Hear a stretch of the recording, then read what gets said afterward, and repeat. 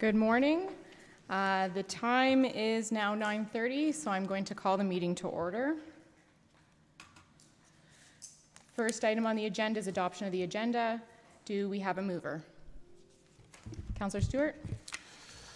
Moved by Stewart, seconded by Finch, that the agenda be adopted as amended to move items 9.4B and 17 to follow item 7A. Any discussion? All those in favor? Opposed? That's carried.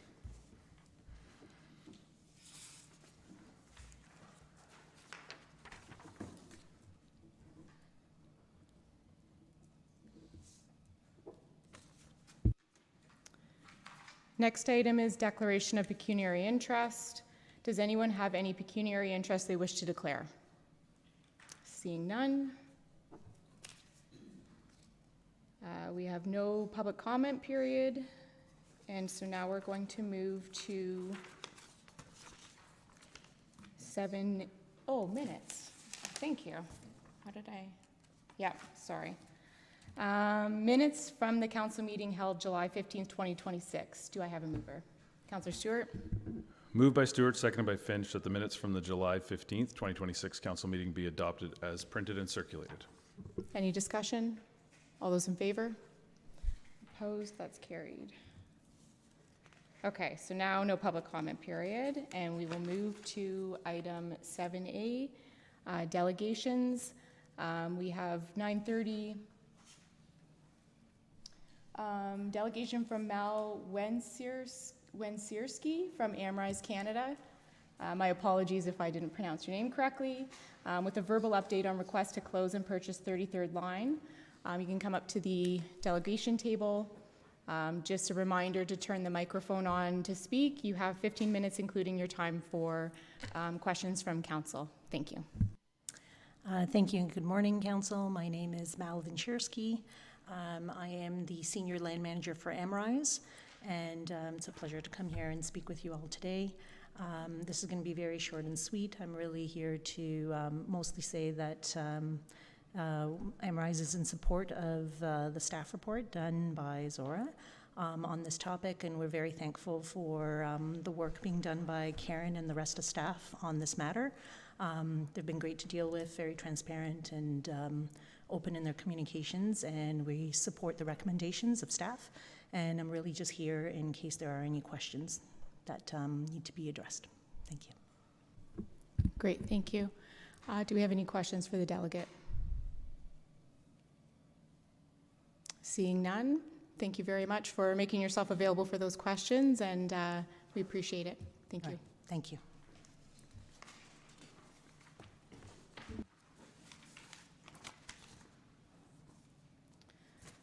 So now, from our revised agenda, we're going to move up to item 9.4B. Sorry, just one second here. Let me get my...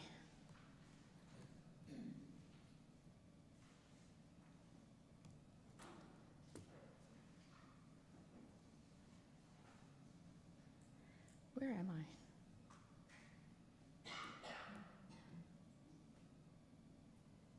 My apologies for the delay there. Sorry, so we're going to move up to item 9.4B, report from Director of Corporate and Protective Services regarding Amrize road closure request. I have no comments at this time, just open for any questions from council. Any questions from council for staff on this report?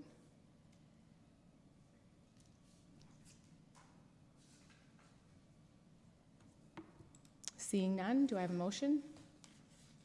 Councillor Stewart? Moved by Stewart, seconded by Finch, that a section of 33rd line, as outlined in the application submitted by Amrize, be declared as surplus to the needs of the Township of Zorra. Any discussion on the motion? Councillor Mitchell? Yeah, we've talked about this before, and just to repeat what I said before when we talked about the possibility of going forward with selling this piece of, closing this road and and declaring it surplus and with the intention of selling it. I think operationally it makes sense. There are no residences on that road that require access off it. From a safety-wise, Amrize has indicated that they, going forward, will be having very heavy truck traffic on that road to further their excavation work. And I think if there's no public traffic on that road, that's a huge safety issue. And then there's a financial issue of if we sell this property, we are no longer responsible for maintaining it and for the future replacement of it. Both of those are significant numbers, and we're not just going to give it away. We're going to come up with a sale price number that both can agree to. So financially, it makes a lot of sense to move forward with this too. Anything else? All those in favor? That's carried.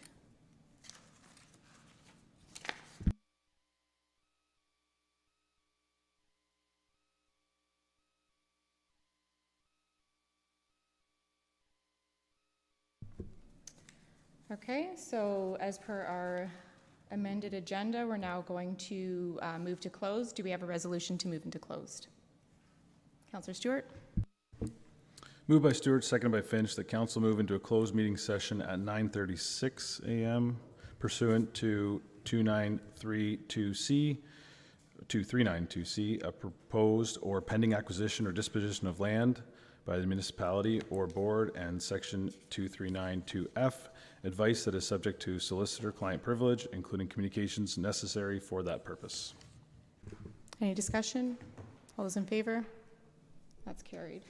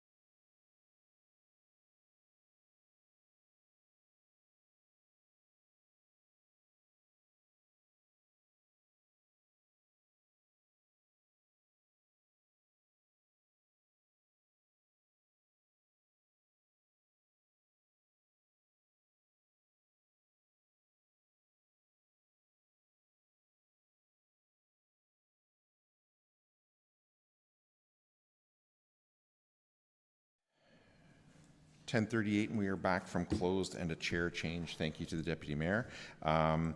So we are at planning. Can I have a motion to go into closed to consider a report under the Planning Act?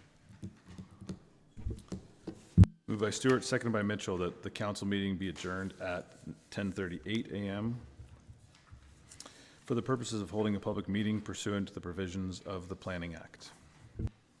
Is there any discussion? All those in favor? Opposed? That is carried. And I will turn it over to Planner McDonald for zone change application 526-06. Thank you, Mayor Ryan. Good morning to council and everybody joining us here this morning. The application for zone change affects property on Road 64 in the township, and in this case, the application speaks to 2 parcels of land. The area outlined in green is currently owned by the applicants, whereas the area owned in blue represents an area that they're hoping to acquire and have consolidated with their existing property outlined in green. The application before you today proposes to not only recognize a rural entrepreneurial use, which is an electrical contractor business that is located on the subject property, but also to expand the permissions for that business so that they can build a new shop to house the business in an approximate 3,000 square foot structure. The plate before council at this time actually is a fairly updated aerial photo, but it doesn't show the existing development on the property. So there is an existing single detached dwelling, as well as an existing detached shop that the business currently operates out of. The applicant's wishes are to establish a new standalone 3,000 square foot structure, generally shown somewhere in the blue area, pending approval by the county's land division committee for that associated application. But the applicants are also here today to request that the existing accessory structure be able to remain on the subject property as accessory to the residential use. So we're looking at 2 different things here: allowing a business for a rural entrepreneurial use, which the official plan does have provisions in place for, but they are looking to exceed the current cap of 3,014 square feet and go to approximately 4,600 square feet cumulative. As a result of circulation, there were no comments received from any area residents, neighbors outlining any concerns. We did, as part of the application process, hear from the landowner of the area outlined in blue, just indicating that they are supportive of selling that approximate 0.7 acre parcel to the applicants in order to facilitate the business as outlined in the report. So just for council's information, we do have that confirmation that that transaction is something that we're expecting to see move forward. As far as the permissions, however, that they're looking to allow for the rural entrepreneurial use, we are of the opinion that they exceed what the official plan policies set out to permit, in that 3,014 square feet is the hard cap on rural entrepreneurial uses. We are still looking to ensure they're secondary to existing residential uses. And we need to assess these things from the standpoint of, at some point, these businesses, which hopefully do locate all throughout the township, as they succeed in place and grow and expand in place, you get to the point where the applicants are here today looking for additional land through a different application, but the permissions to recognize the success of their business rather than locate elsewhere that would allow them to continue such a business. So planning staff are not supportive of the application here today for the reasons outlined in the report. I am happy to take any questions, and I do know the applicants are available to do the same. I would just note too, my apologies to the owners as I misspelled Jamie Clausen's name on the report, so I just want to apologize for that, Jamie. So thank you. Thank you. Questions from council for the planner on the report?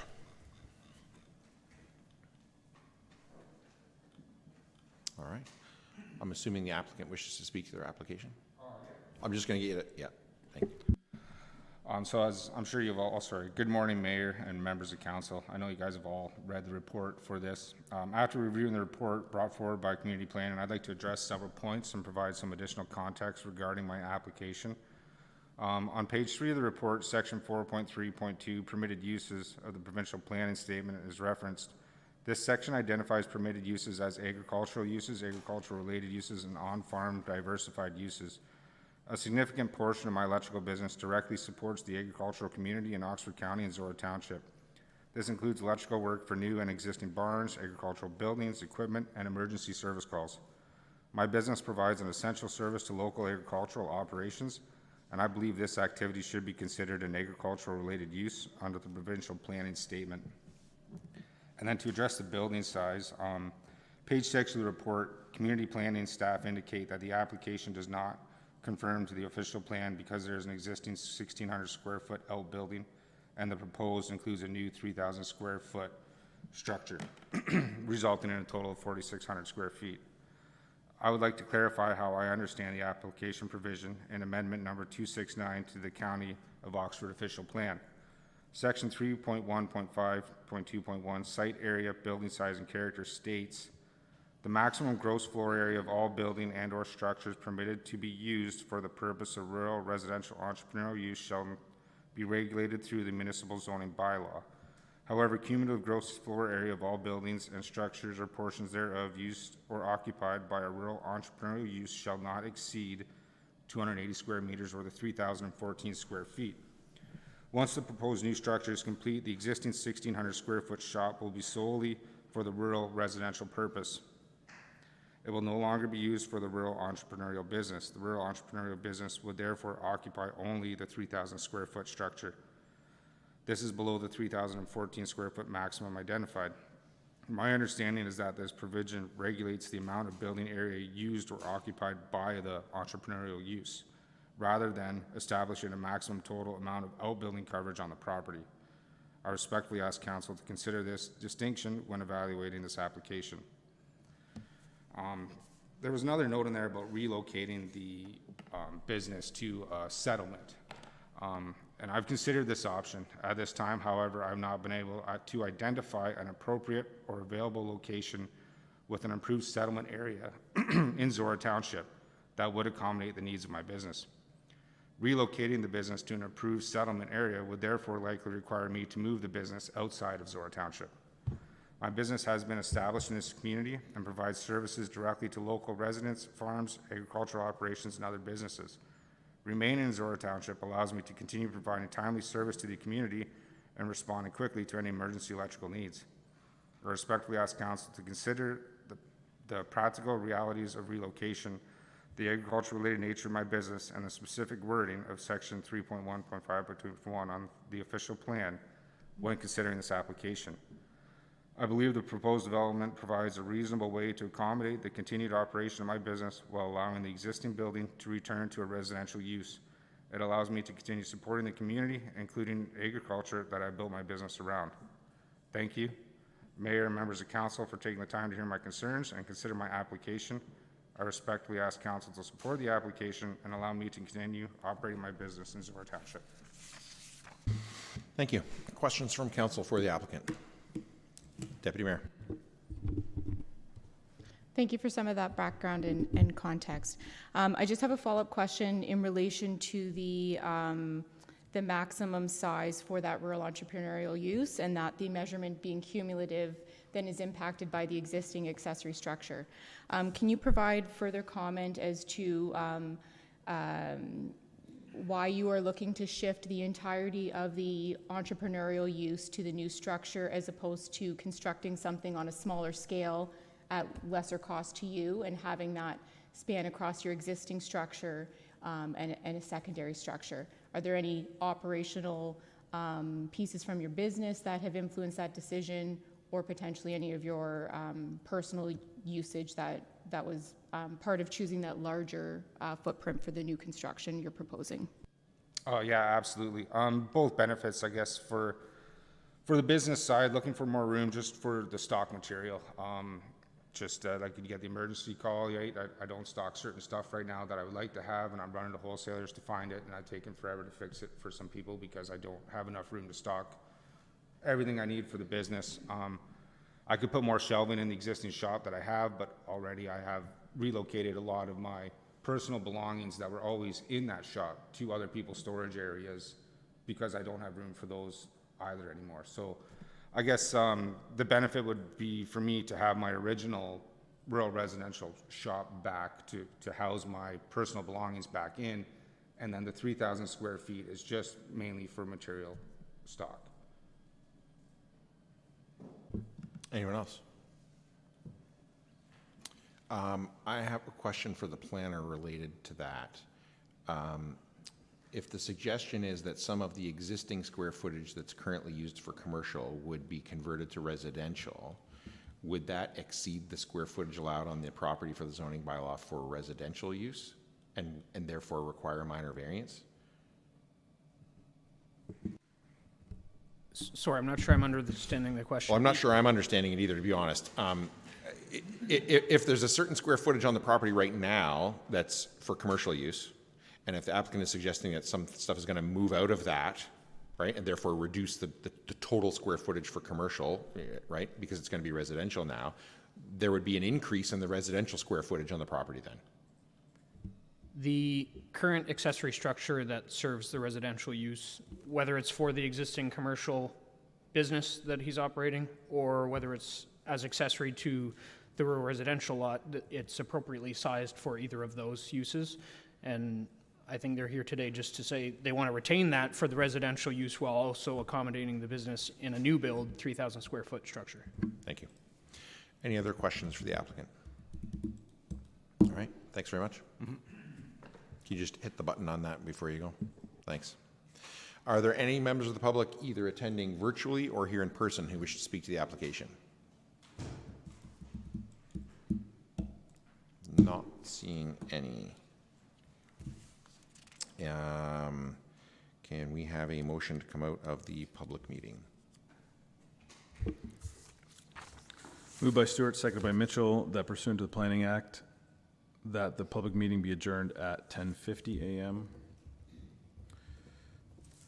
and the regular meeting of council be called back to order. Any discussion? All those in favor? Opposed? That is carried. And do we have a motion to deal with the zone change? Deputy Mayor.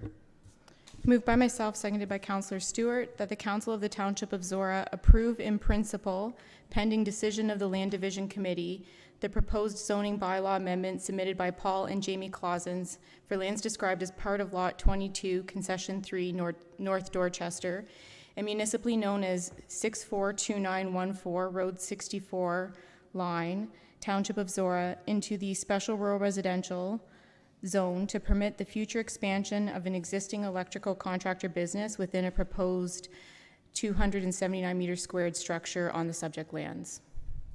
As the mover, do you wish to speak to that? Yes. We have some pretty rigid policy framework to help preserve the ongoing protections of our prime agricultural resources, and so considerations like this are appropriately highly scrutinized when we're removing farmland out of production.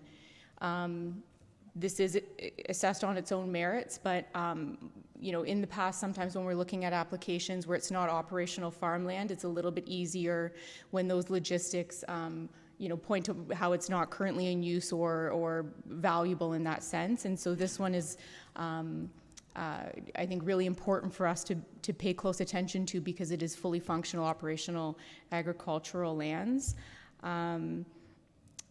Having said that, here in Oxford County, we do have very strict policy framework around these decisions in relation to some of our neighbors around the province. And so knowing that gives me a little bit of flexibility in considering where I think that it could be appropriate for the zone change consideration before us today. Part of the challenge for me is I think part of what the applicant spoke to in their presentation, and my follow-up question is the function of cumulative in terms of the appropriate size and scope of a rural entrepreneurial use. The existing accessory structure is appropriately sized for the rural residential supportive use, and the proposed building is appropriately sized for the rural entrepreneurial use. But the policy framework says it's sort of one or the other. If the second structure were to be built smaller so that it's a cumulative impact across the two, then that requires that because of the success of the business, that then the property owner is not to have what would otherwise be provided for accessory structure for the function of the residential component of the property. The residential component of the property is to remain primary in use, and the business should be scoped so that it doesn't exceed that. And so I'm a little bit uncomfortable with that removal of the accessory structure function for that prime function of the building, or sorry, of the property, which is residential in nature. Where I get concerned is when the scope of the entrepreneurial or business type uses in the ag reserve become oversized. Then there's all sorts of potential negative impacts on our infrastructure, how many employees there are, traffic impacts, road safety, degradation of the roads from truck traffic, that kind of thing.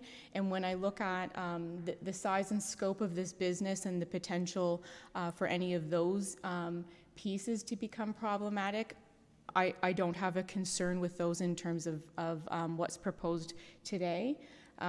It's not overly appropriate to speak to potential future applications because that's not what's in front of us today. But if there were a future application to continue expanding this operation, that to me I think would be the threshold that once you get to a certain size, then you really are better appropriately situated in other areas.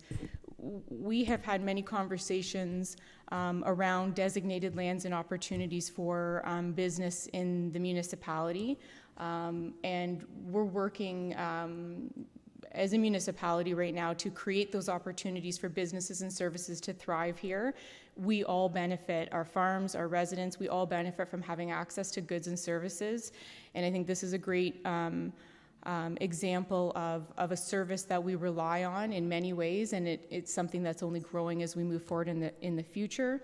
I understand that the use doesn't meet the criteria perhaps in the provincial policy statement, but as the applicant shared, there's a lot of what the business provides that is of direct benefit to our agricultural sector. So the consideration isn't, fully clean, easy home run type support for myself because of that removal of ag land. But I think there is a piece in the mapping where kind of squaring off the piece, having that woodlot behind, the farmland would not extend further south because of that protected woodlot. And so because of all that I've said here, I will be in support of this application today in principle. Well, no, sorry, I'm in full support of the motion in front of us, which is to support it in principle. Councillor Stewart is a seconder. Agree with everything the Deputy Mayor said. I think the 2 points for me which she covered that I would highlight are the limited ag spaces being taken out, and I think you used the word fully functional. It's a tight, small corner behind a rural residential lot, so I'd argue that it's a less efficient portion of the parcel, which I think was not mentioned in any of the highlights previous. And then the use of it. Have a concern where maybe in the future there's a whole bunch of employees, increased traffic, people coming there for service, people coming there to access goods and services on a rural road. But the proposed use for material storage, I think was the other important factor for me. Any other discussion? Councillor Mitchell. Yeah, I was really torn on this application because I support allowing people to do what they want with their property, including small-scale startup businesses and building oversized accessory structures on rural properties.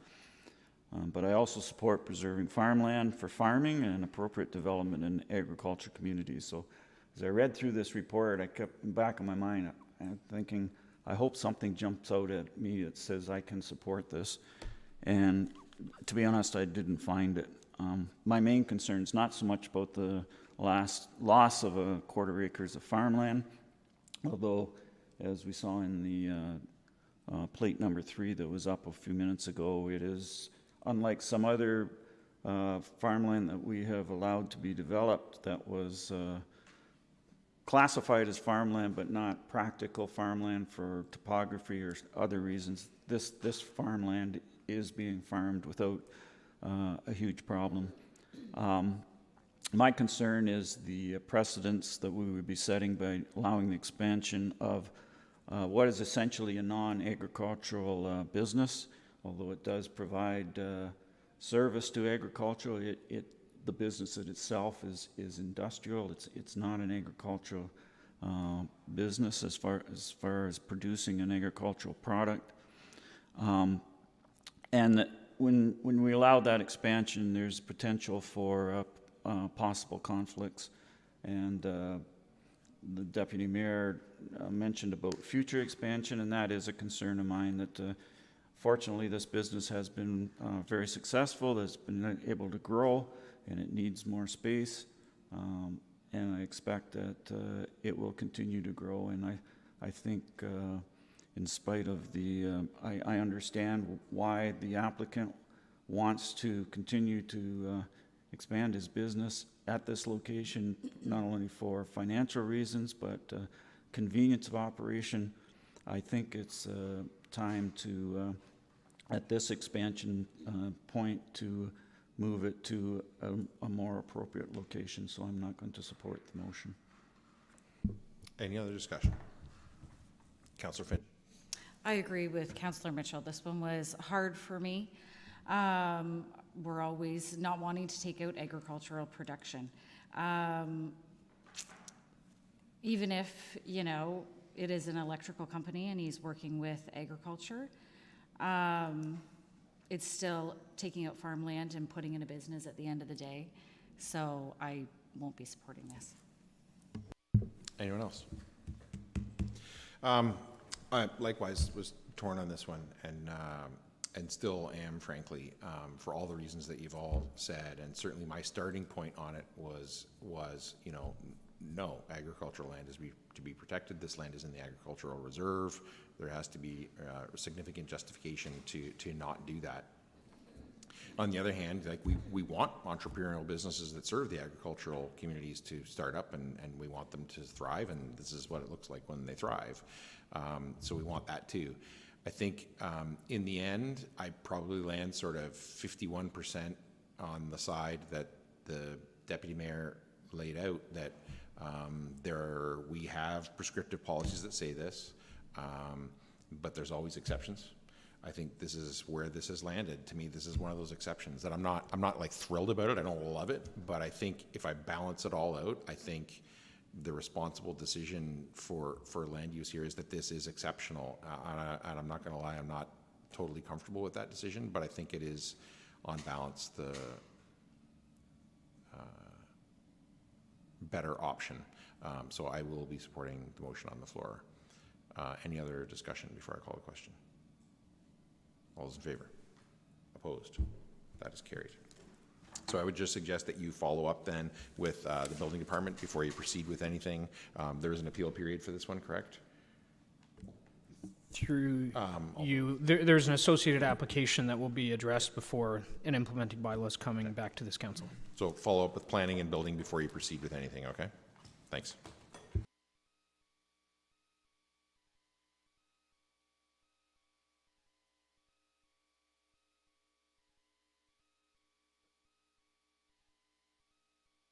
Sorry.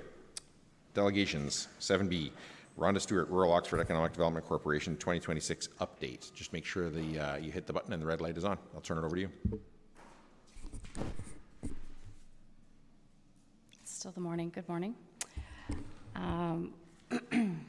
Very happy to be here. Thank you for listening to my presentation. When I sent out our 2025 year in review earlier on this spring, the last slide indicated I would love to come and see you in person and share a verbal update on our 2026 mid-year to date. It's a first year of our new 5-year strategic plan, And so I thought it would be a great opportunity to talk about the initiatives we've been undertaking in 2026 that directly tie back to the community consultation and strategic plan that was developed at the end of last year. So I've added this slide just because I wanted to make sure it was on our slide deck moving forward. Rural Oxford Economic Development Corporation has been around since 2012 informally, and it formalized itself officially in 2014 as a nonprofit economic development organization, fully supported by the 5 rural townships. We have a mandate to serve and focus on the diverse needs of Oxford County's rural economies. As you know, our 5-member municipalities appoint 2 community representatives to serve on our governance board to help set strategy, oversee operations, and ensure fiduciary accountability. We have a 2-person team who is passionate and dedicated to supporting balanced growth in the townships of Blandford-Blenheim, East Zorra, Tavistock, Norwich, Southwest Oxford, and Zorra. And our mission is simple: to support business growth and development across rural Oxford. We do that through a variety of ways, and many of which is service-based. We also deliver programs. About 80% of the work that we do at Rural Oxford Economic Development is focused on local business and business retention and expansion initiatives. The other 20% we spend is on investment attraction initiatives. So this is a colorful slide. I'm going to go through a few of these items. These are all directly correlated to our strategic plan that was developed, and it is a robust year. I do want to make a comment at the beginning of this slide. This is the work that we've planned and that we are delivering on, and on top of this are the incoming calls and inquiries that we can't necessarily plan for. They come up in the day-to-day. So the work plan and highlights that I'm sharing with you is what we can predict, plan, manage, monitor, and measure. So Zorra will recall from our strategic planning process last year that we had become known for the effort that we had spent the year and a half prior in the rural backroads areas and working with agritourism and agricultural type businesses. Zorra was Zorra's participation in our strategic plan was one of the louder voices saying, this is great what you're doing and there's other spaces, but we'd really like to see you come in and spend some time in our built-up areas in our rural downtowns. And we put that at the top of our 5-year strategy. We put that in our year 1 work plan, and we mobilized the idea. And so our rural downtown forums, we hosted 5 engagement sessions, 1 in each township. Tourism and Small Business Center joined us, and we facilitated conversations with the business community and members of the community who had input and had things to say about what's missing, where they need help, ideas on what would be meaningful support to them. And so our role in those business engagement sessions was to listen. And from that, there was a summary, brief drafted. It is on our website. I think there's a hyperlink at the end of this slide. And we've shared it out. We've shared it broadly. We've shared it with the community partners, anybody who's asking. This summary notes Tourism Oxford and Small Business Center met after these 5 engagement sessions, and we debriefed to discuss what it is we heard in addition to what we saw in the summary notes. And we have come up with a concept for a 2027 very collaborative initiative. And I'm just going to leave a little teaser here. The collaboration would be done with Small Business Center, Tourism Oxford, all of the 5 municipalities.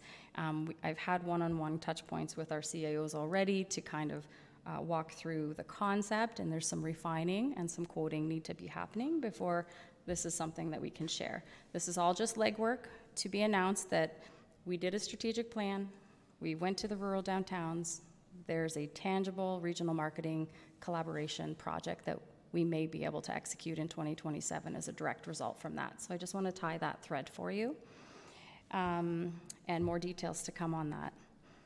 Another initiative we did earlier on this year was the Tourism Innovation Grant. That's a partnership with Community Futures Oxford and Tourism Oxford. You've heard us share about that in the past. This was, I think, the 5th and final year for that initiative. As innovation goes, it was time to, the partners all agreed it was time to innovate and create new business support measures moving forward. That said, it was a very successful year, and the 2 rural recipients this year was Hilda McKink of McKink's Flower Farm. She has a lovely tourism experience where you bring edible flowers and you bring it into like a dining and a beverage experience.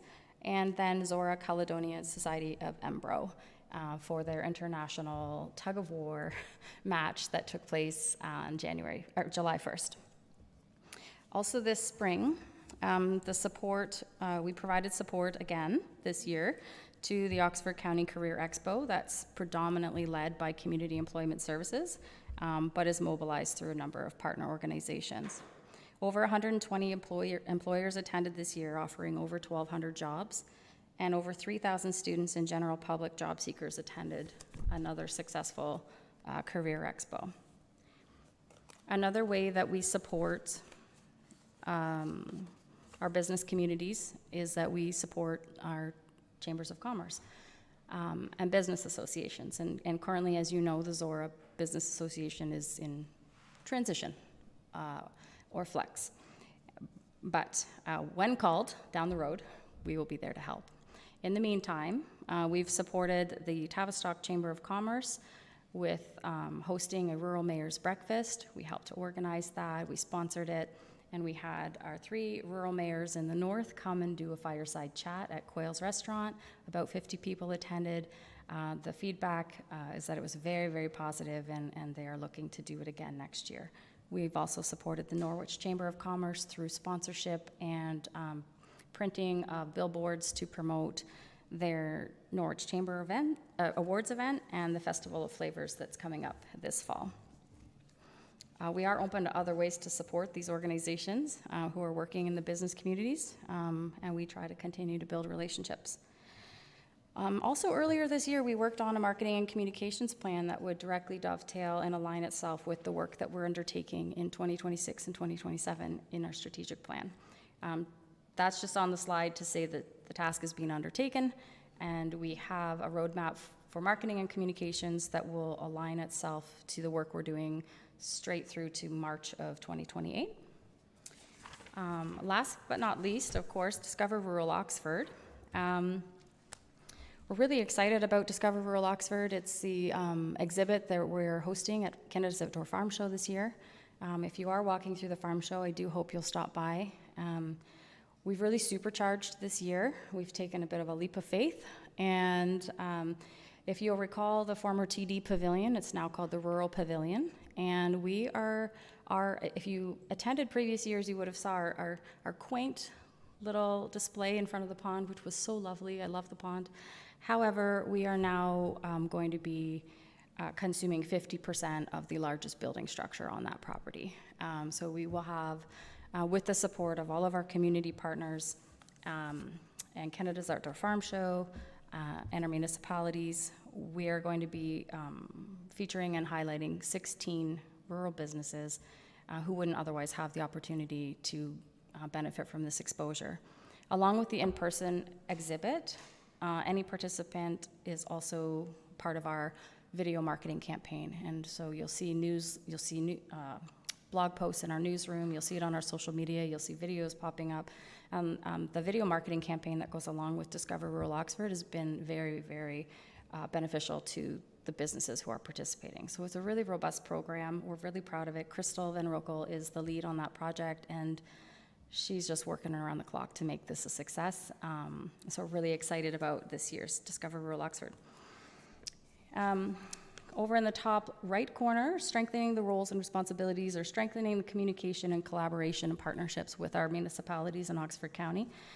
There's a number of ways to do that, and just a few examples of items that I've been working on to enhance collaboration and communication. So the Economic Development Forum at Oxford County, that's the Economic Development Offices, Small Business Center, Community Futures, Community Employment Services, Oxford County Planning, Public Works, the CAO there. We all get together 3 to 4 times a year. It's called the Economic Development Forum to continue to build a relationship and have conversation. For that group, and also as you can see, the lead handling process, drafting a lead handling protocol for the Economic Development Forum is an item that I undertook this year. It's in draft, we just need a few more comments, and then that will be an internal document that didn't exist but now will, which will be great for staff-to-staff interactions. We promote and attend and support Oxford County's community engagement visioning exercises in preparation for the upcoming official plan review. I've been having routine meetings with our CAOs one-to-one, and I've also had the privilege to be invited to one of the rural CAOs meetings and have a conversation with all of them, and that was a real treat. Hoping that we have one more of those to discuss this concept project before the end of the year. And there's other ways that we're connecting and collaborating, but I just thought I would give you a few examples. Most of this work is on relationship building and business retention and expansion side of things. I mentioned the 20%, there is the investment attraction. Obviously, we're responding to individual calls and inquiries as they come in, but in addition, the Oxford Connection Group, they get together, that's the 4 economic development offices in Oxford County, and they get together and they arrange or decide on a few trade shows that the economic developers will attend to promote Oxford County as an amazing place to do business. And so each year, the one that makes the most sense for me, for rural Oxford, is to attend the Seattle Food Trade Show, and that happens every spring. So I did attend the Seattle Trade Show this year. And then biannually, we do a familiarization tour or FAM tour. This year, we're planning to host 30 industrial realtors and site selectors and developers for an evening reception and full day of networking. There will be a bus tour with 4 different stops. This year, the rural stop is going to be Hickson, the county line building. There's a few thousand square feet of warehousing space available, so it's a lease opportunity that we will be showcasing to the realtors, and then, of course, stopping at Terra Nova for coffee. So I've touched on a couple of our still-to-come items, but I just thought I would mention on the investment attraction side, our website is undergoing some work, and it's still operating.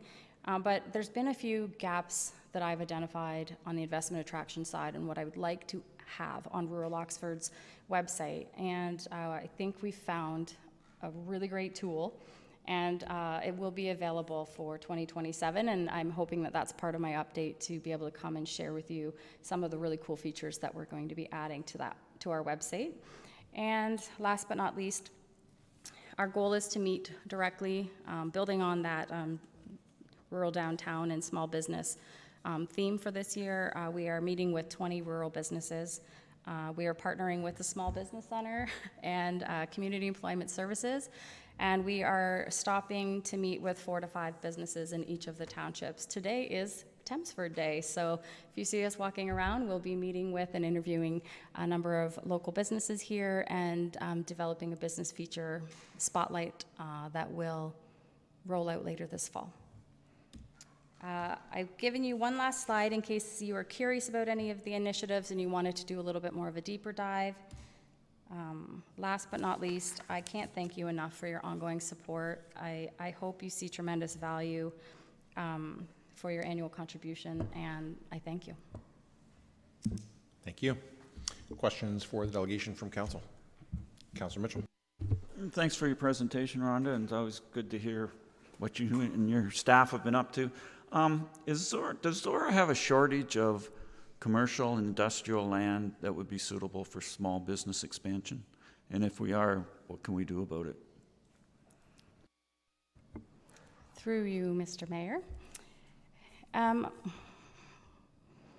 So if you look at the land needs study, then I'm pretty sure Zorra indicates that it's not in need if you look just at the land needs study. But if you talk to the business community itself, you might hear a different response. I might suggest the availability of appropriate space. I've heard complaints that people don't love driving through, say, Tempsford's downtown and seeing stops that, like, there's no shops that they can, there are a few shops that they can just stop at and do like a little walkable downtown. And they don't necessarily want to see sometimes automotive or something that's less touristy or less small town walkable welcome. And I've heard from some of our owner-operators of construction companies and services, they don't necessarily want to be there either, but it was the only available space. And so I think appropriate space, affordable space, and then like just like what's practical. I mean, sorry, that's a bit of a dance around your question, but it's practical, affordable, and appropriate. There's, maybe there's a few spaces in the area, but we have companies that want to stay really badly in Zorra, and they can't find a reasonable option, and so they're forced to move out. And that's a different story completely than working with a small business to the point where they're bursting at the seams and they get to invest in a larger facility. But that still comes at a loss to Zorra. We've seen it in a few other townships where a company is so successful, they're forced to move into Ingersoll, they're forced to move into Tillsonburg. And now the township itself loses that tax revenue, that commercial tax revenue, and they lose the services in their community. And so I do think there's more space. From what we've heard through our consultation, I think there's more space for honest conversation, maybe not on camera, for the business community to talk and say, like, this is what I need. If, like, they're willing, they want to grow their business, they're motivated. The roadblocks can be dampening. Thanks, Rhonda. And, a few months ago, we had the big study about projected growth in Oxford County and Zorra Township, and that study said that we are in not bad shape for industrial and commercial land. Mm-hmm. But I appreciate your hands on the ground, practical outlook on it, so thanks for answering my question. Thank you. If I can just add as well, some of these developments take time, and we all know that there's some commercial properties coming with the Kingwood development, but it's at the tail end of that development. So it's after all the residential's in, then there's commercial. I can tell you a few years ago when there was excitement around this initiative, we got lots of calls for commercial space on that Kingwood property. You can't ask a small business to wait 5 years. They found something else, right? So yes, I hear it's there, but is it? Anyone else? Thanks very much.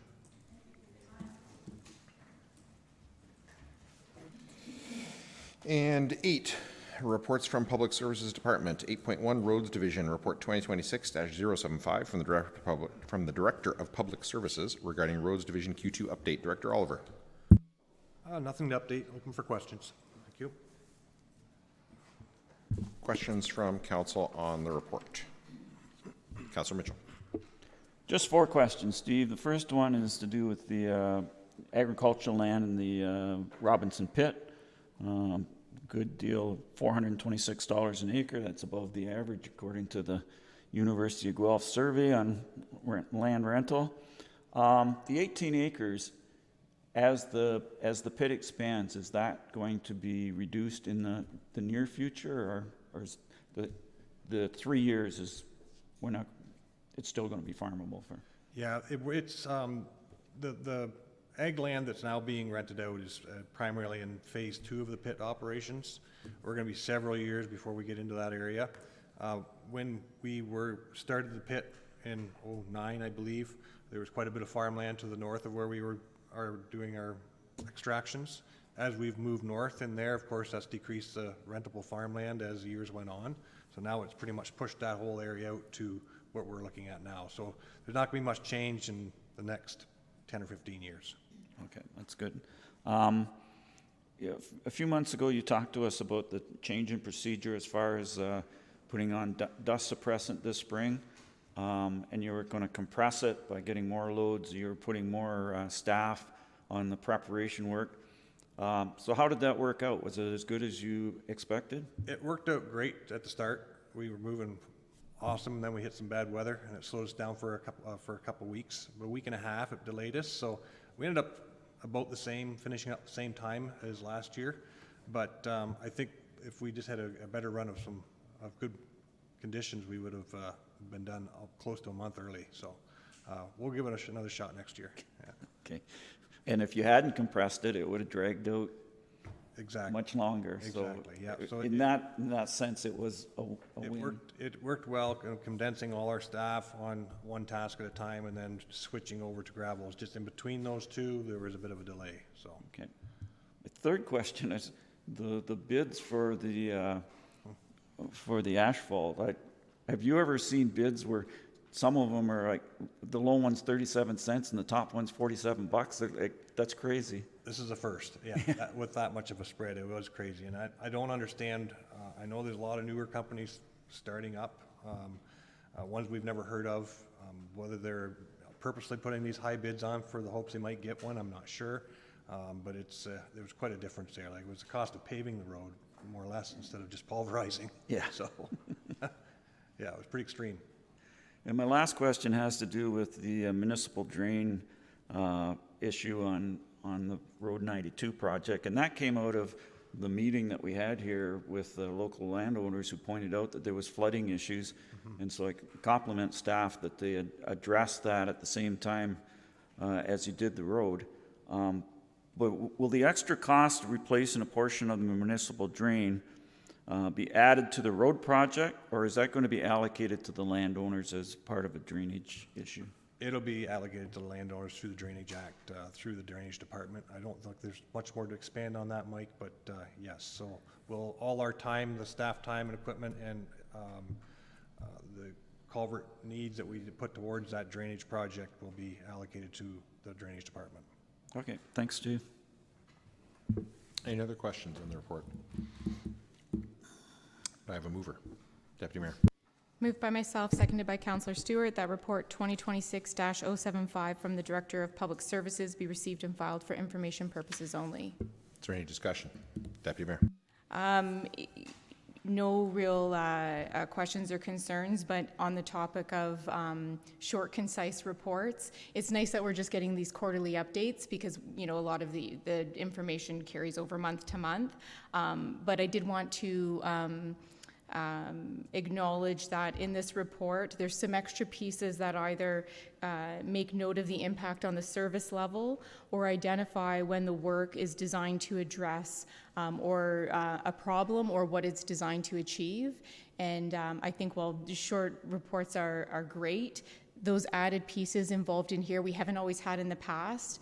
And coming up to 8 years sitting in this spot here, some of that information is really helpful for me in understanding why it is we do what we do, and I think that also is great for residents and gives council the tools to have meaningful, at least starting point conversations when residents have concerns. So I just wanted to thank you for that.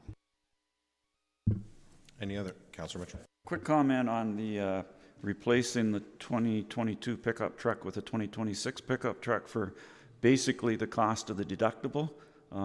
That worked out pretty good, but it's not the recommended method of replacing equipment. No, hats off to Derek. He spent a lot of time shopping around and trying to find the best deals, so hats off to staff for that. Yeah, and fortunately nobody got hurt.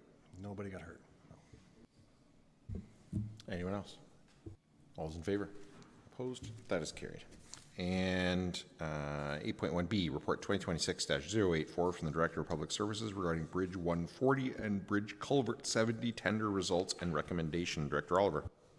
Nothing to update. Open for questions. Questions from council. Do I have a mover? Deputy Mayor. Moved by myself, seconded by Councillor Stewart, that report 2026-084 from the Director of Public Services be received and filed for council's information, and that council direct staff to allocate additional funds of up to $44,072.69 from the bridge reserve towards the Bridge 140 project from savings experienced on the Bridge Culvert 70 and Bridge 640 projects.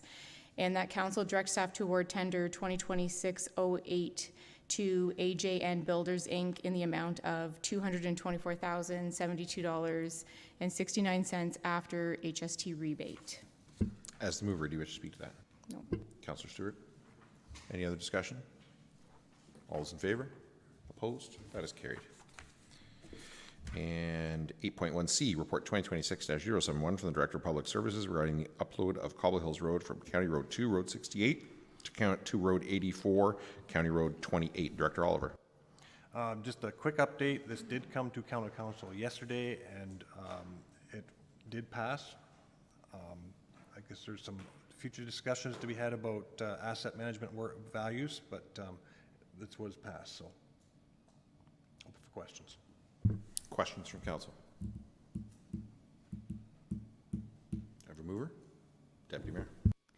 Moved by myself, seconded by Councillor Stewart, that report 2026-071 from the Director of Public Services be received for information, and that Zorra Township Council enact bylaw 45-26 to upload the portion of Cobble Hills Road as indicated in report 2026-071 from the Township of Zorra to the County of Oxford road system, and that the boundary road agreement between Middlesex County and the Township of Zorra be repealed effective January 1st, 2027. As the mover, do you wish to speak to that?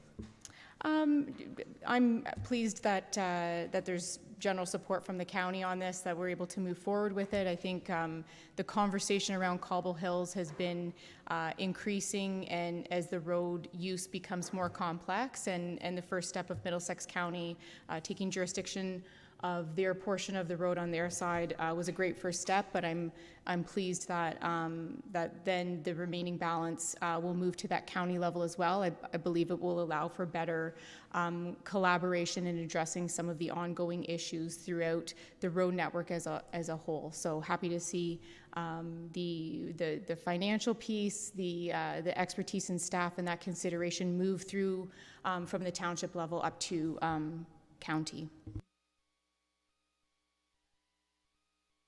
Yeah, at certain times of the year, I drive the Cobble Hills Road on a regular basis, and that section that we're talking about is problematic to say the best. It's really hilly, so visibility is not good. The road is narrow, it's bumpy. There's virtually no shoulders to it. And in reality, border roads between counties should be county responsibilities, not township responsibilities. So, yeah, we're going to lose a bit of asset, but it's not an asset we're going to miss, I don't think.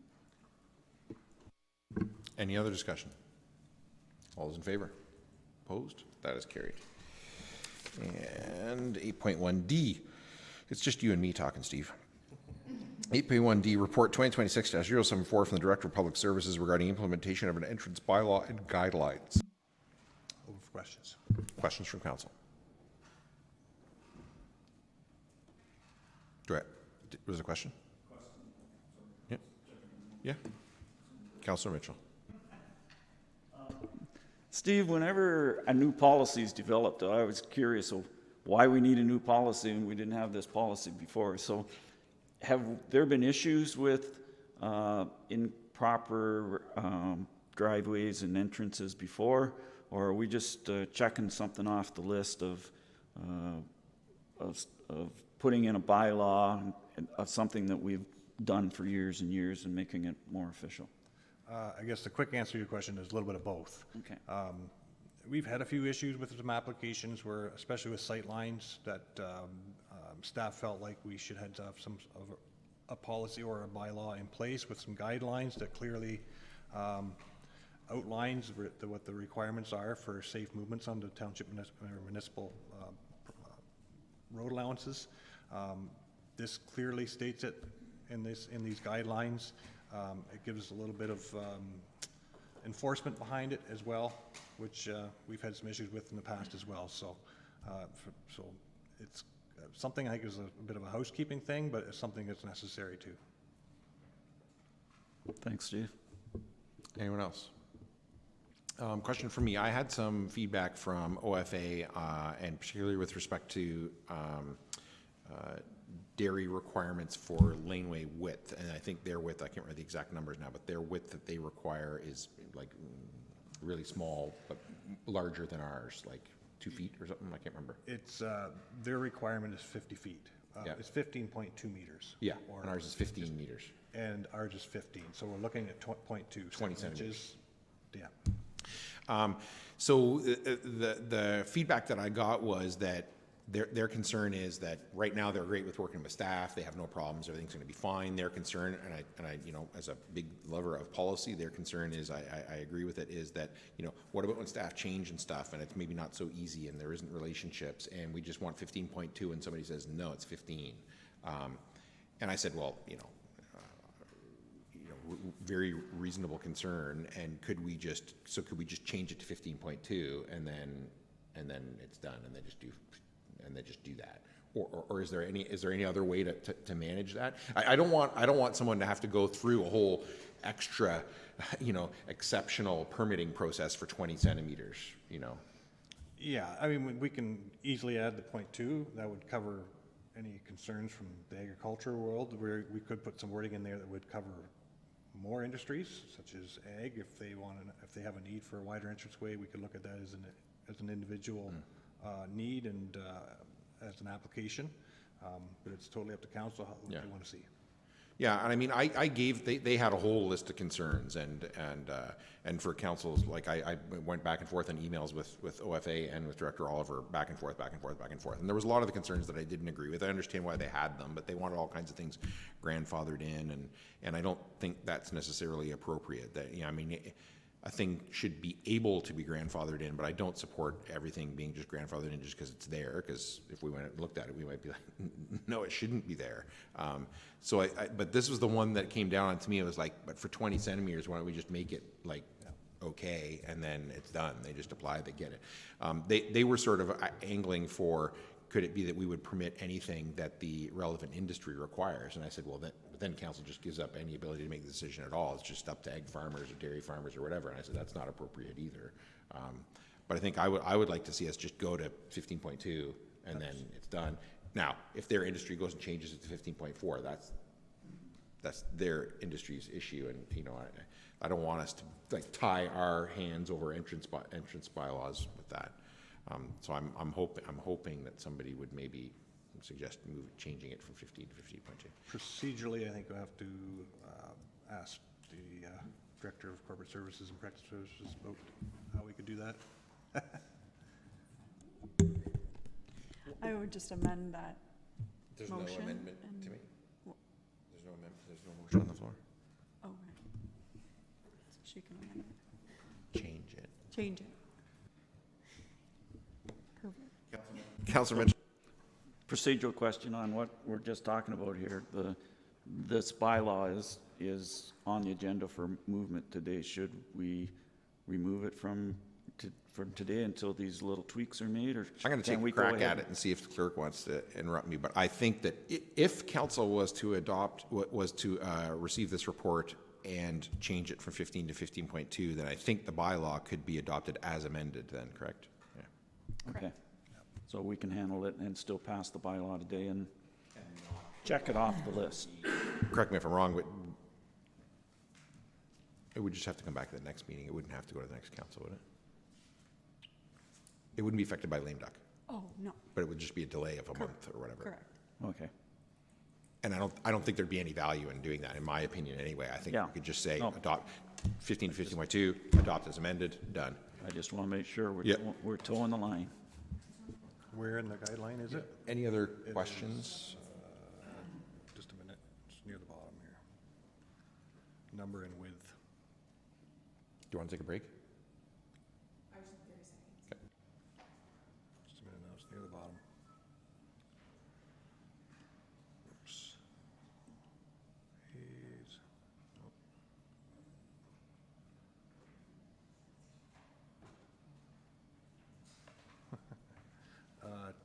It's section 10. Number and width of entrance accesses. reflect to section 10.1B2. It's on page, you got it there? Page 14.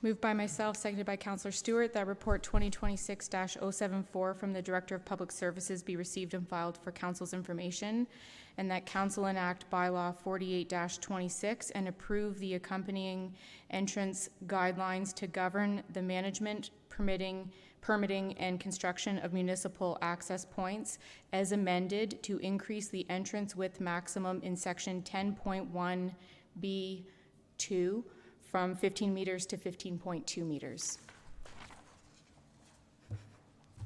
As the mover, do you speak to that? As the seconder? Any other discussion? My apologies to council for not getting my homework done in advance of the meeting. I should have done that. I didn't. Thank you to both of you for fixing that for me. All those in favor? Opposed? That is carried. And Recreation Facilities, there's no update. 9, reports from Corporate and Protective Services Department. 9.1, Emergency Services, Report 2026-078 from the Fire Chief regarding emergency services Q1 and Q2 update. Chief, is there anything you'd like to highlight for council? Through the mayor to council, no highlights, just quarterly reports for you, and happy to answer any questions. Questions from council? Councillor Mitchell. Chief, I always enjoy fire department reports for some reason, and no, this one's no exception. We're really well put together, lots of great data, well presented. I think anybody reading that can get a lot of information out of it. A couple of questions though. You noted that there's a number of activities that have been carried out.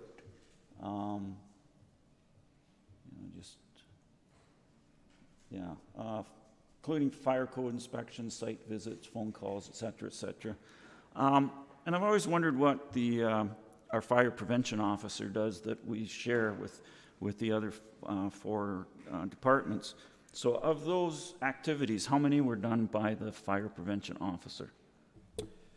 Through the mayor to the councilor's question, so the fire prevention officer primarily focuses on inspections, re-inspections, the consultations, stuff like that. The actual public education pieces there, the events, tours, stuff like that, are actually carried out by firefighters.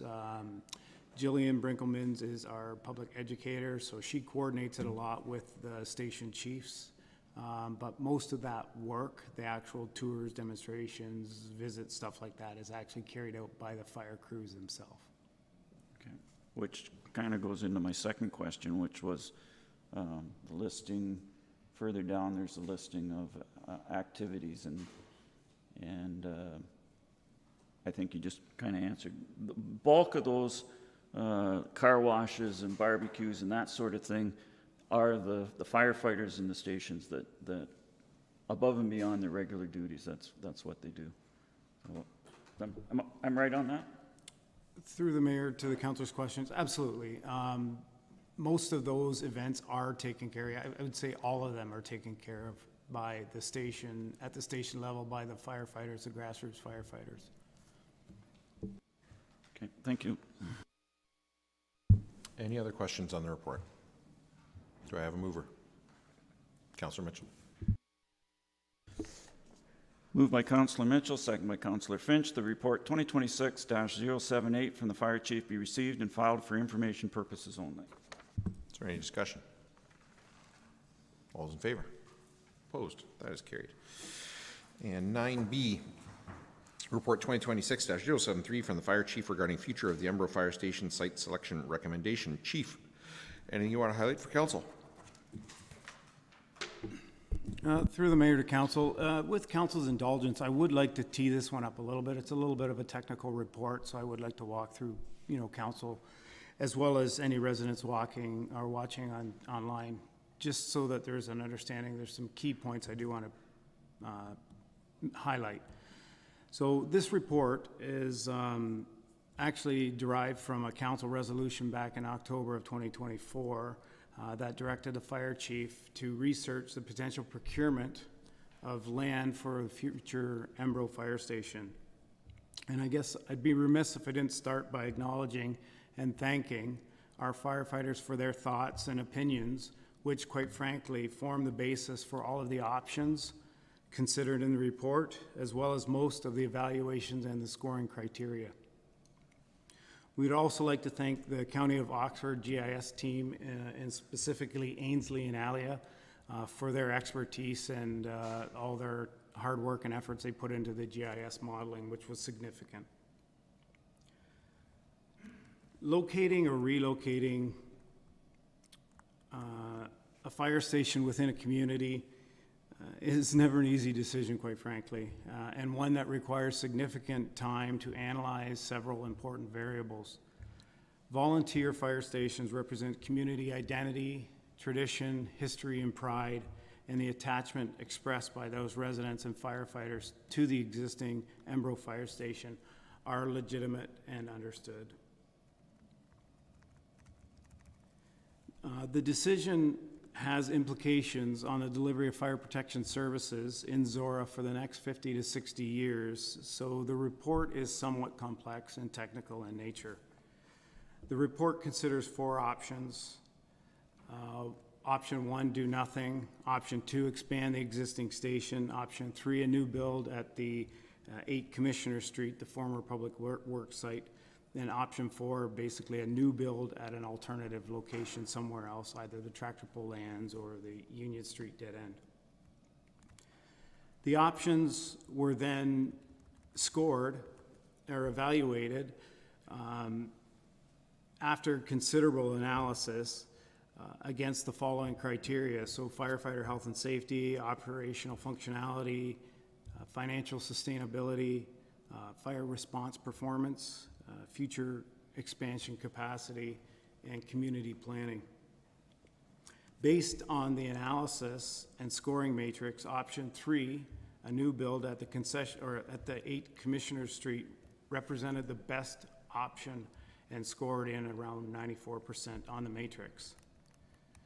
Some of the key findings I'd like to highlight for you in the reports are as follows. So, fire station health and safety considerations include the Ministry of Labor Section 21 guidance notes, the firefighter prevention or cancer prevention checklist, NFPA 1500, Fire Department Occupational Health and Safety Wellness Programs.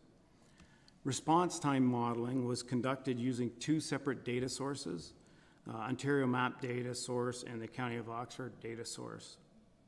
Response time modeling was measured at the 9, 10, and 14-minute intervals, corresponding to NFPA 1720, the urban, suburban, and rural fire demand zones. I will highlight for council that page 14 map displays the coverage shift towards the west and central areas of the township.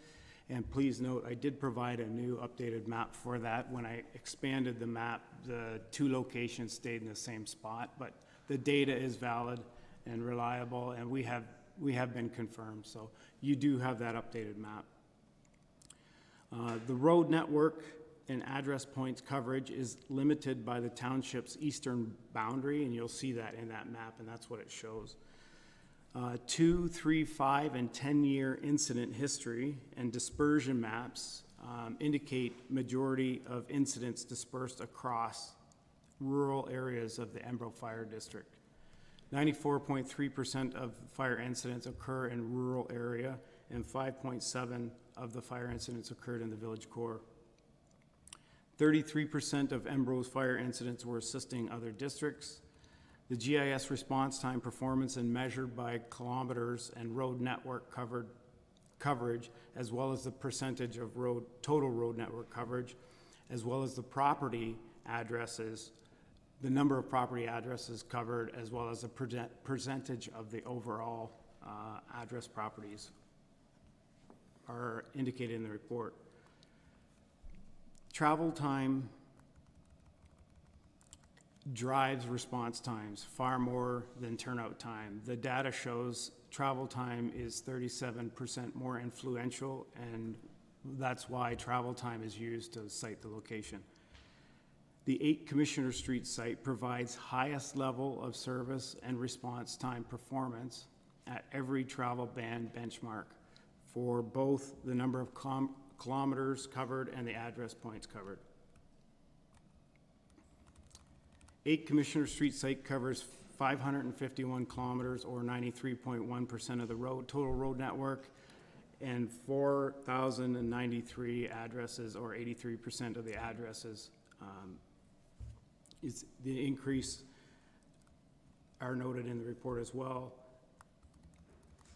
So based on the analysis and the information contained in the report, the fire chief recommends council endorse the 8 Commissioner Street option 3 as a preferred location for a replacement fire station, and direct staff to bring forward a detailed capital cost estimate, financing strategy, and implementation timeline for council's consideration.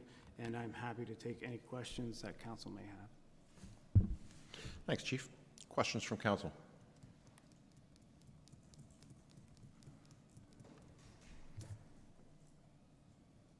Do I have a mover? Councillor Mitchell. Moved by Councillor Mitchell, seconded by Deputy Mayor Gregg. The report 2026-073 from the Fire Chief be received and filed for Council's information, and that Council endorse the 8 Commissioner Street / former Public Works site as the preferred location for a replacement Embro Fire Station. And the staff report back to Council with an evaluation of the Uniondale Fire Hall comparable to points 2.1, 2.2, 2.3, 2.4, 2.5, and 2.6 in report 2026-073. And that staff report back to Council with detailed capital cost estimates, a financing strategy, and the implementation timeline for building a new Embro Fire Hall and a new or expanded Uniondale Fire Hall. Councillor Mitchell as the mover. Yes, the rationale behind the motion that I just read is, first I want to say that no one has more respect for our firefighters than I do, for obvious reasons. And no one has a better understanding of the challenges of operating a fire station from an undersized, outdated fire hall, where there's barely room in the truck bays for the trucks, let alone all the equipment, and where your training schedule depends on weather because there's no room indoors to do any practical training. And I want to make the distinction for everyone that a fire hall is the building and the parking lot and the surrounding grounds, whereas a fire station is the trucks, the equipment, and most importantly, the people that operate from a fire hall. And the reason that Council asked for this report, not only from this chief, but similar from his 2 predecessors, was to find out if the Embro Public Works property was a suitable location for a fire hall, so that we could decide if that should be included in the development plans for that vacant property before we sell it all for other purposes. And the chief's report has done an excellent job explaining that it is where a new fire hall should be located. That's the where. He's also done an excellent job explaining why a new Embro Fire Hall is needed. And I agree with all 9 points under 2.3 of the report. They're all valid, especially when you compare them to the gold standard of fire halls, which is the new Thamesford Hall. I also agree that we need a plan for the how and when for the Embro Fire Hall, to move forward with the Embro Fire Hall being built. And that was included in the recommendation section of the report, and is a portion of this motion. But the recommendation to not spend money in the existing Embro Fire Hall and development building plan indicates that the new Embro Fire Hall is on the planning schedule a lot sooner than what council expected, I think, when we asked for the report. The complicating factor that was not addressed in the report, because council didn't ask the chief to address it, is that all the deficiencies listed in the Embro Hall exist in the Uniondale Fire Hall, and in some degrees I would argue they're more so. The Uniondale Hall is smaller than the Embro Hall. It is almost as old as the Embro Hall. It's 50 years old this year. There's been no major upgrades in at least 40 years. So I'm asking, rather than proceeding as soon as possible with the new Embro Hall, based largely on the fact that we have a good location to build it, and at the same time ignoring the situation in Uniondale, that we need a long-term plan to improve both workplaces. Because my fear is if the Embro Hall is built without an overall plan that includes Uniondale, that a future council will determine that that the township cannot afford to upgrade or build a new hall in Uniondale. And the chief mentioned the Department of Labor. Perhaps at some point they will come to us and say, you can't operate that hall anymore with all those shortcomings. You need to do another one. If we go ahead and spend several $1 million, which we'll have to borrow, because unlike the ZMF, we're not putting money away for a new fire hall, and we don't have money in reserve specifically for that. My fear is that the future council, faced with that financial reality, will say that we will eliminate the Uniondale station, and that we'll rely on Embro and Thamesford stations for coverage. Now, the problems with that, the biggest one obviously is the reduced service. And if you look at figure 11 on page 19 of the report, which shows the coverage, as the chief referred to, how quickly the Embro station can get to the various addresses in the township within 9, 10, and 14 minutes. You will see that there are significant areas in what is now the Uniondale coverage area that come into the green, which is the 14 minutes, including the villages of Harrington and Lakeside. And Happy Hills Campground, which in the summertime is our third largest village by population, is somewhere in the 10 to 12 minute range. They're just outside the 14. Now, the Thamesford response times are not shown on the map, but the location of the new Thamesford Fire Hall makes response times heading north a bit longer than they used to be. And when I drove down this morning, I timed myself, and it took 22 minutes for me to get from my house to the Thamesford Fire Hall.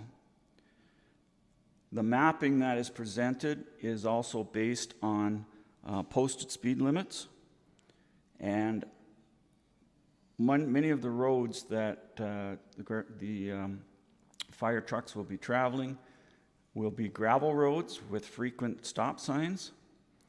And I can assure you that doing 80 kilometers an hour down a gravel road with a fully loaded fire truck is pushing it. And many times when the fire departments are responding, it's less than ideal weather conditions or ideal road conditions. You'll notice in that map, that if you've looked at it on your screen, that there's considerable area in the very northwest corner, including the village of Uniondale, that are not covered in the 14-minute response time. And I think the answer to that, if we were to eliminate the Uniondale station, was that we would contract with St. Mary's to provide coverage in that area. First of all, there's no guarantee that St. Mary's would want to extend their area. We also have a mutual aid agreement with St. Mary's to provide support to them out of the Uniondale station primarily. And so I don't think they would be too happy about losing that opportunity. If that were to be the situation, that's what would be what happened up until the mid-1970s. And I wasn't around in those days, but from everything I've heard, it didn't work too well. And one of the first things or actions of the first Zorra Council was to create the Uniondale Fire Department. Aside from lack of coverage, the other problems would be loss of personnel. Not only the number of firefighters who would be available for the major calls where all 3 stations respond, but also a loss of knowledge and investment in the community from the firefighters in the Uniondale area. And also a loss of Zorra presence. Up in that northwest corner, we don't have a lot of Zorra presence other than our roads, but we do have a fire department. And I would hate to see that gone, and the community would hate to see that gone. So what I'm asking for in this motion is that, having identified the deficiencies and possible solutions for the Embro Fire Hall, that the same be done for the Uniondale Fire Hall, and that a future council can make an informed and responsible decision on how to financially maintain the fire service in all of Zorra to benefit both our firefighters and our residents. And I think the deputy mayor was the seconder.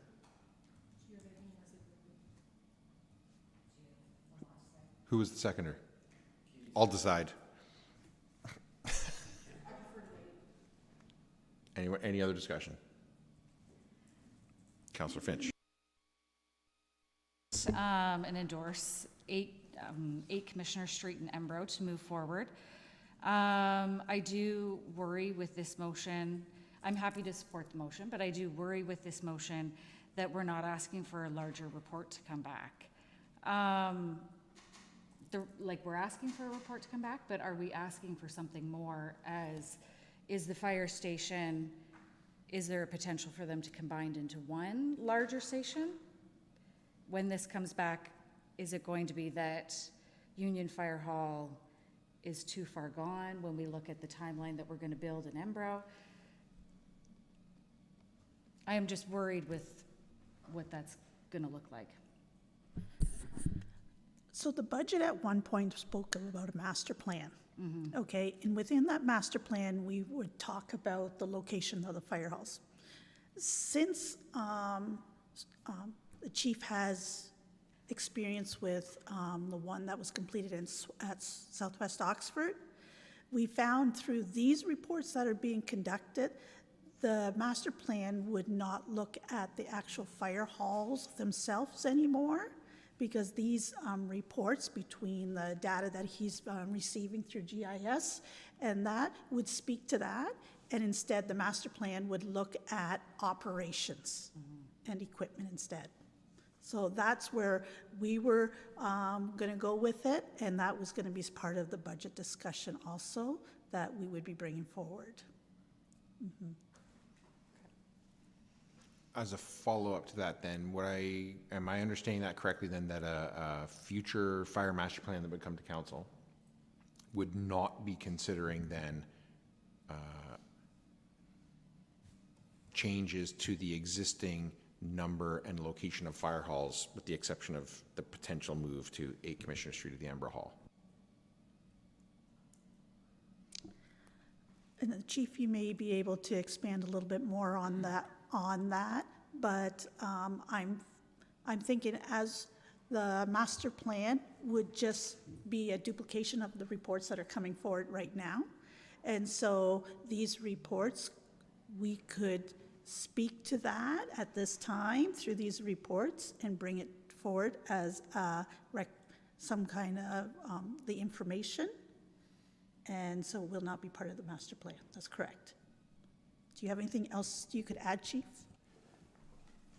Through the mayor to the councilor's question and the CAO's comments, yeah, I see this as a two-stage approach. So I do have experience with master planning, master fire planning.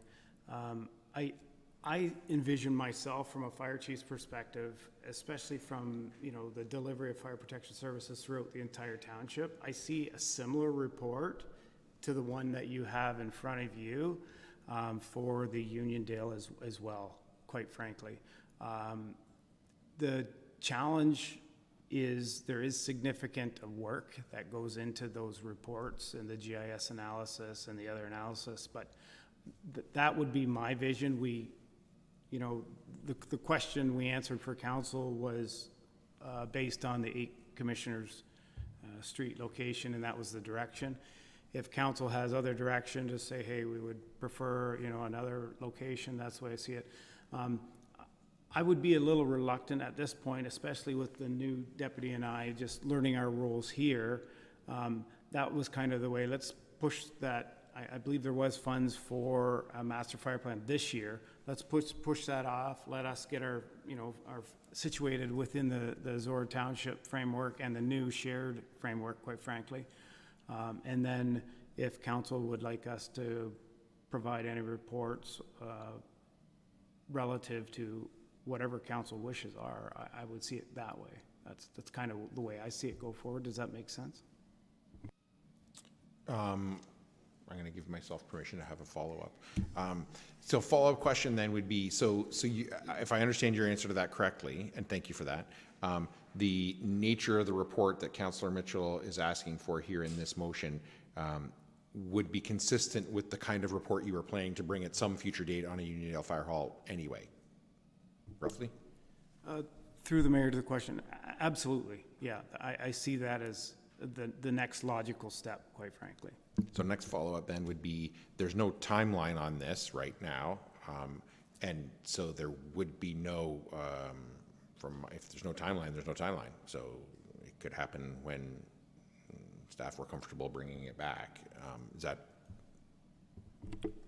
Through the mayor to the question, in regards to the timeline, I think the decision point was really what do we do with the 8 Commissioner Street? That was that timeline. But the bigger question or the broader question is the timeline and how those fit within the larger capital plan framework, quite frankly. Any other discussion? Councillor Mitchell. Yeah, and what was a red flag for me was the part of the recommendations that there be no more money spent on the existing Embro Hall, and that we proceed with a timeline and a financing for building the new hall, which to me says that we were going to proceed with the new Embro Hall in maybe not next year, maybe not 5 years, but we were going to proceed with that without considering equally deficient problems at the Uniondale Hall. And as I outlined in my comments, that if the township were to spend several $1 million, because a new fire hall isn't cheap, does that put us in a future council in a position where the only option is to eliminate the Uniondale station?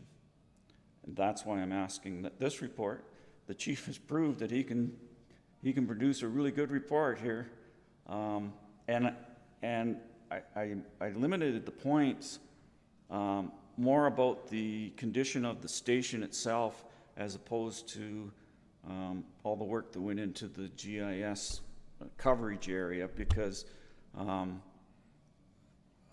I would anticipate that if there's a new Uniondale Fire Hall, it would be at the same location. There's not room there now, but surrounding it is farmland, and I'm sure that the township would be able to buy some land to either expand or build the new hall there.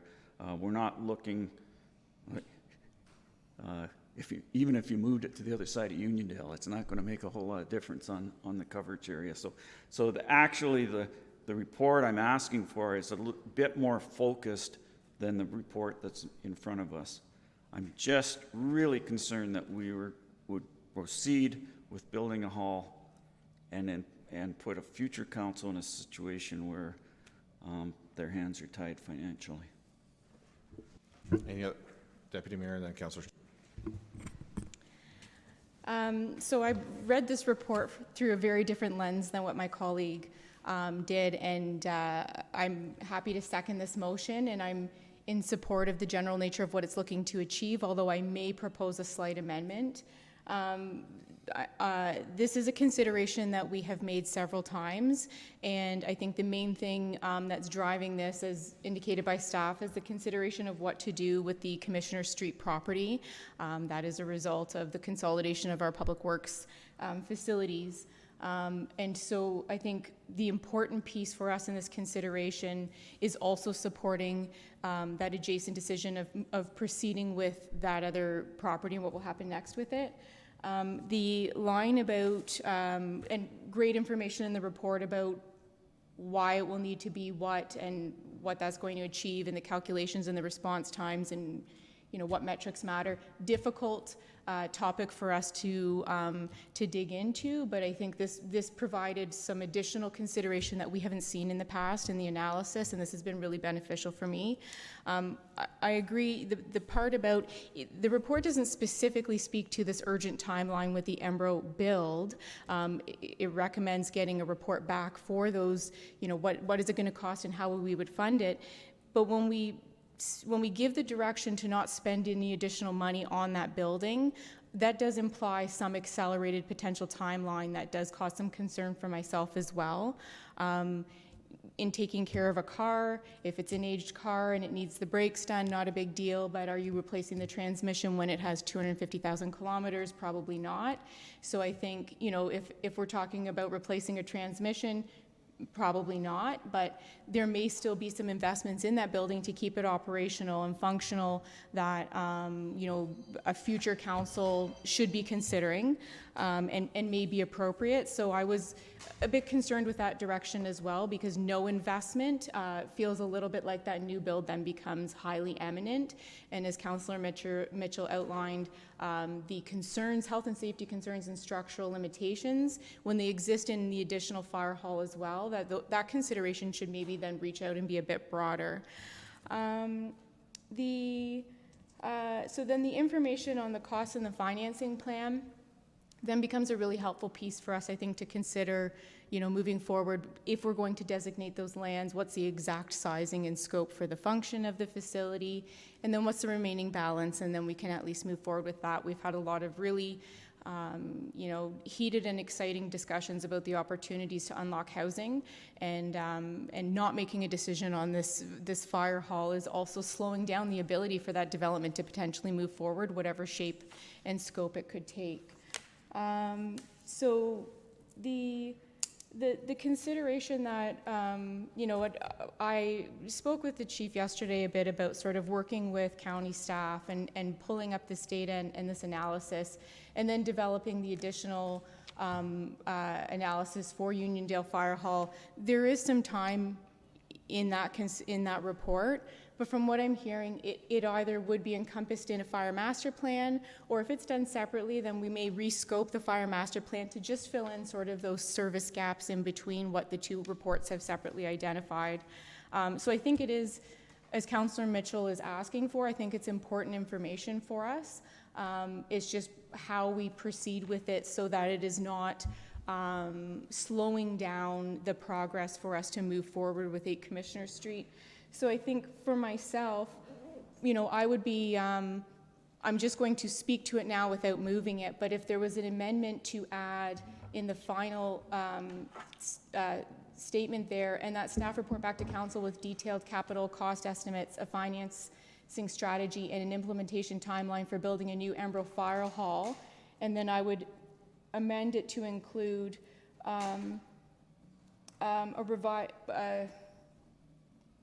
and a separate report for an expanded Uniondale Fire Hall, so that if council is requiring that information to help make the decision on the future for the Embro Fire Hall and the plans for Commissioner Street, that we have access to that so that we can proceed.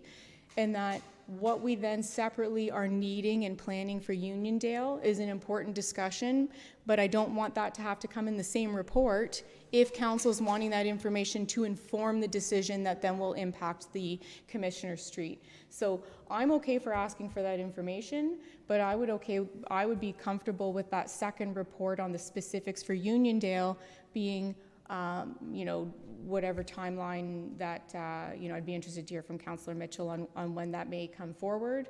And then that would then be a revised scope for the fire master plan, that work would not be a duplication, but that a scoped fire plan would just sort of address whatever gaps are remaining between the analysis we have in front of us today and then what that would look like for Uniondale as well.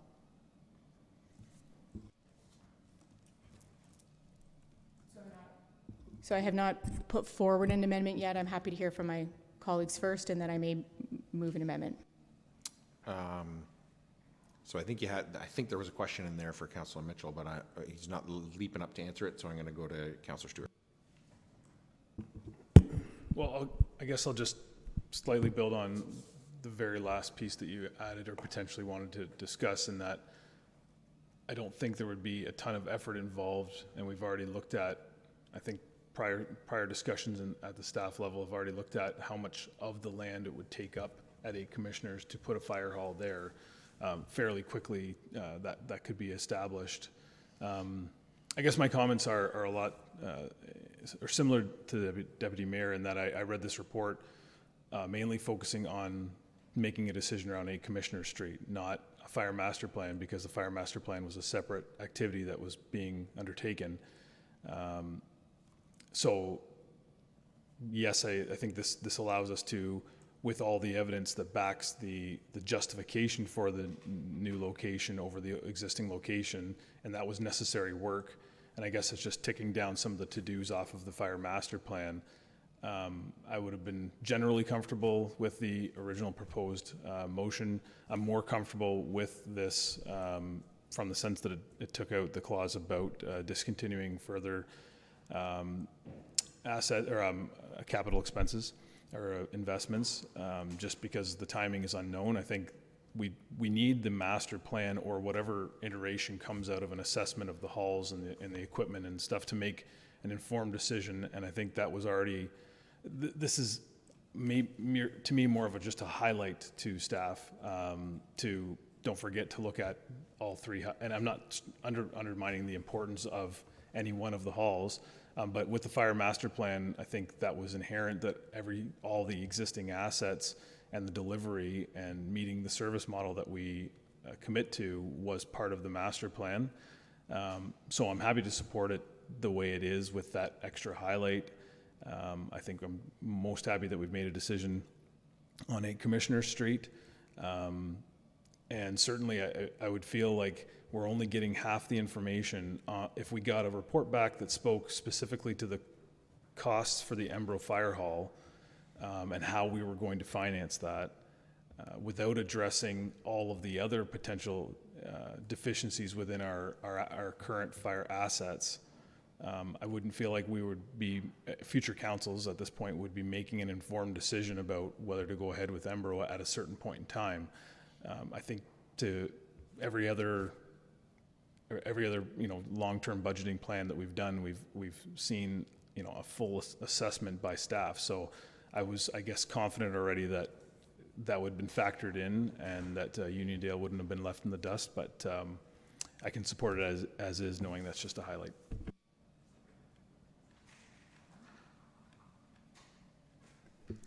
Any other discussion? Councilor Mitchell.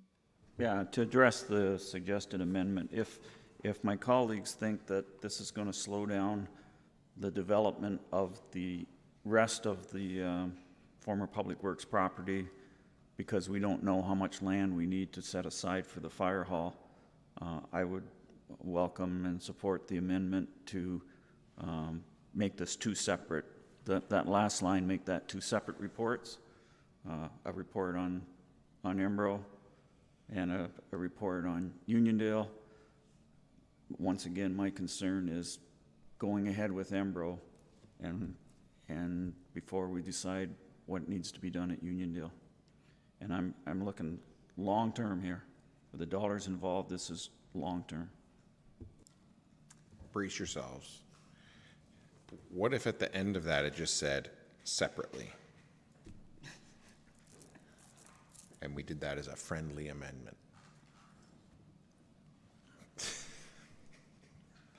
I warned you. Just add the word separately after Uniondale Fire Hall? I'm good with it. Adding the word separately, I'm good with that. Any other discussion? Yeah. Deputy. I just had a quick question for staff.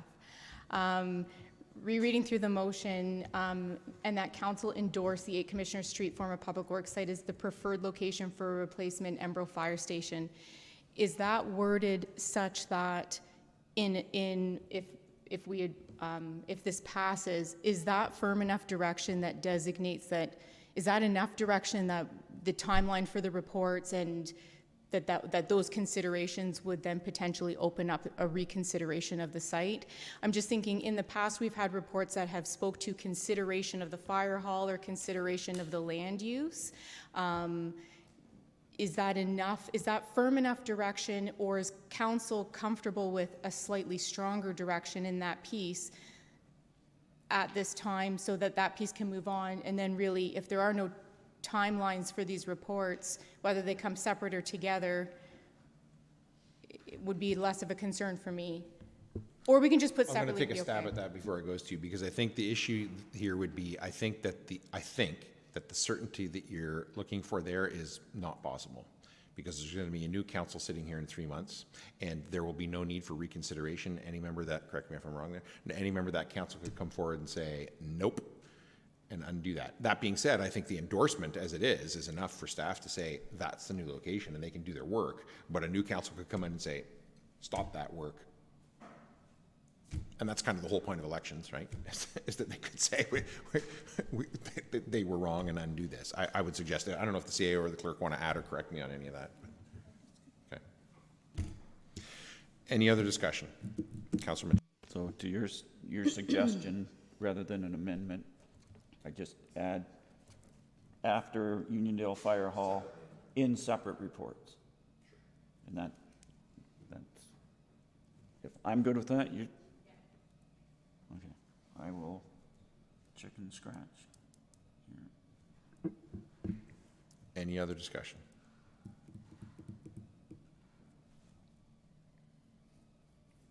My only concern with this is that by not stopping, and I guess what I'm assuming staff have begun budget already, and I'm assuming that the recommendation to stop investment is part of the beginning of building that budget. Are we going to consider anything? Do we know yet? Is there anything that in not saying to stop investment in the asset, is there anything that we are unintentionally then putting in the proposed 2027 budget? Again, the new council could say take it out anyway, but is there anything that we are unaware of that we would be putting back into the budget by saying don't discontinue investment?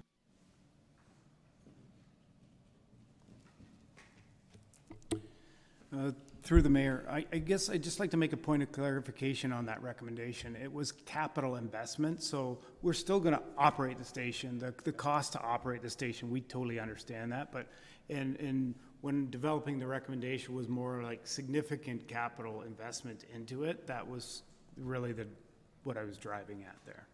Yeah. So, and sorry to clarify, that was exactly my question. Like, is there what I mean, I know we're not doing the roof, but I mean, we're going to pour a new floor if we don't stop investment or something. Is there any capital investments that would not have happened if we followed the recommendation of the report, but will now be put in the 2027 budget if we don't stop that investment? Through the mayor to the question, the only thing I can think of off the top of my head right now is there's an issue with the pump in the cistern there that could be a significant cost. And again, you decide whether or not you just pull from the cistern or you continue that pump, but there is a significant cost rebuilding that pump or replacing that pump with something in there right now. So that was one that comes to mind. Thank you. Councilor Mitchell. But I believe the and I don't know if it was in the report, that the recommendation was to keep the cistern as a water source, separately from whether there was a new haul or not. You were going to keep the cistern because the fire hydrants in Embro are for decoration purposes only. Through the mayor, I think it was a question or a comment. Yeah, that is the direction. This is more the pump that actually pulls the water from the cistern into the hall. The cistern, by all means, yeah, would remain. Any other discussion? All's in favor? Opposed? That is carried. Lunch.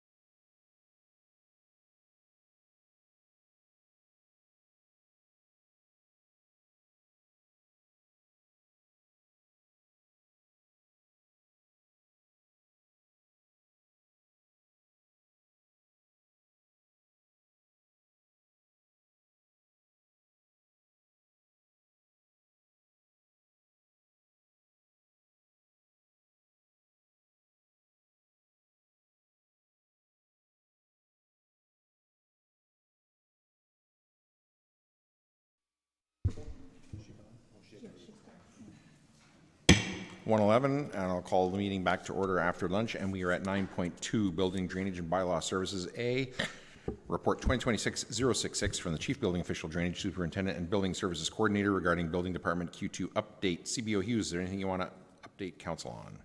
I would just highlight the amount of agricultural construction going on in the township in Q2 is impressive. Questions from council? Councilor Mitchell. Yeah, Mike, when I look at that chart, yeah, I was expecting lots of agricultural because we've done our part with the 10 minor variances that allow it to go forward, and I'm not going to quote the statistics on it, but and I think the rest of it too, kind of the numbers kind of see what we're seeing on the ground at the only one new single detached, 5 ARUs, which are smaller units and doesn't have the land costs associated with them, and a fair bit of residential fix-ups rather than the new. What surprised me was the $10.3 million for the commercial industrial. So, and can you fill us in on what those are? So first of all, we rejigged those numbers to 2 instead of 3. We went back after your question and looked, and we realized we were only going with 2. And really, we have one at the Tempsford Arena rec building, which is institutional. And the bigger one would have been the Oxford County Wastewater Treatment Plant industrial down at the end of Middleton. Okay. So it's government spending, unfortunately. and Absolutely. Not some company Keeping our building, but keeping our water treatment plant or our sewage treatment plant up to date. Yeah.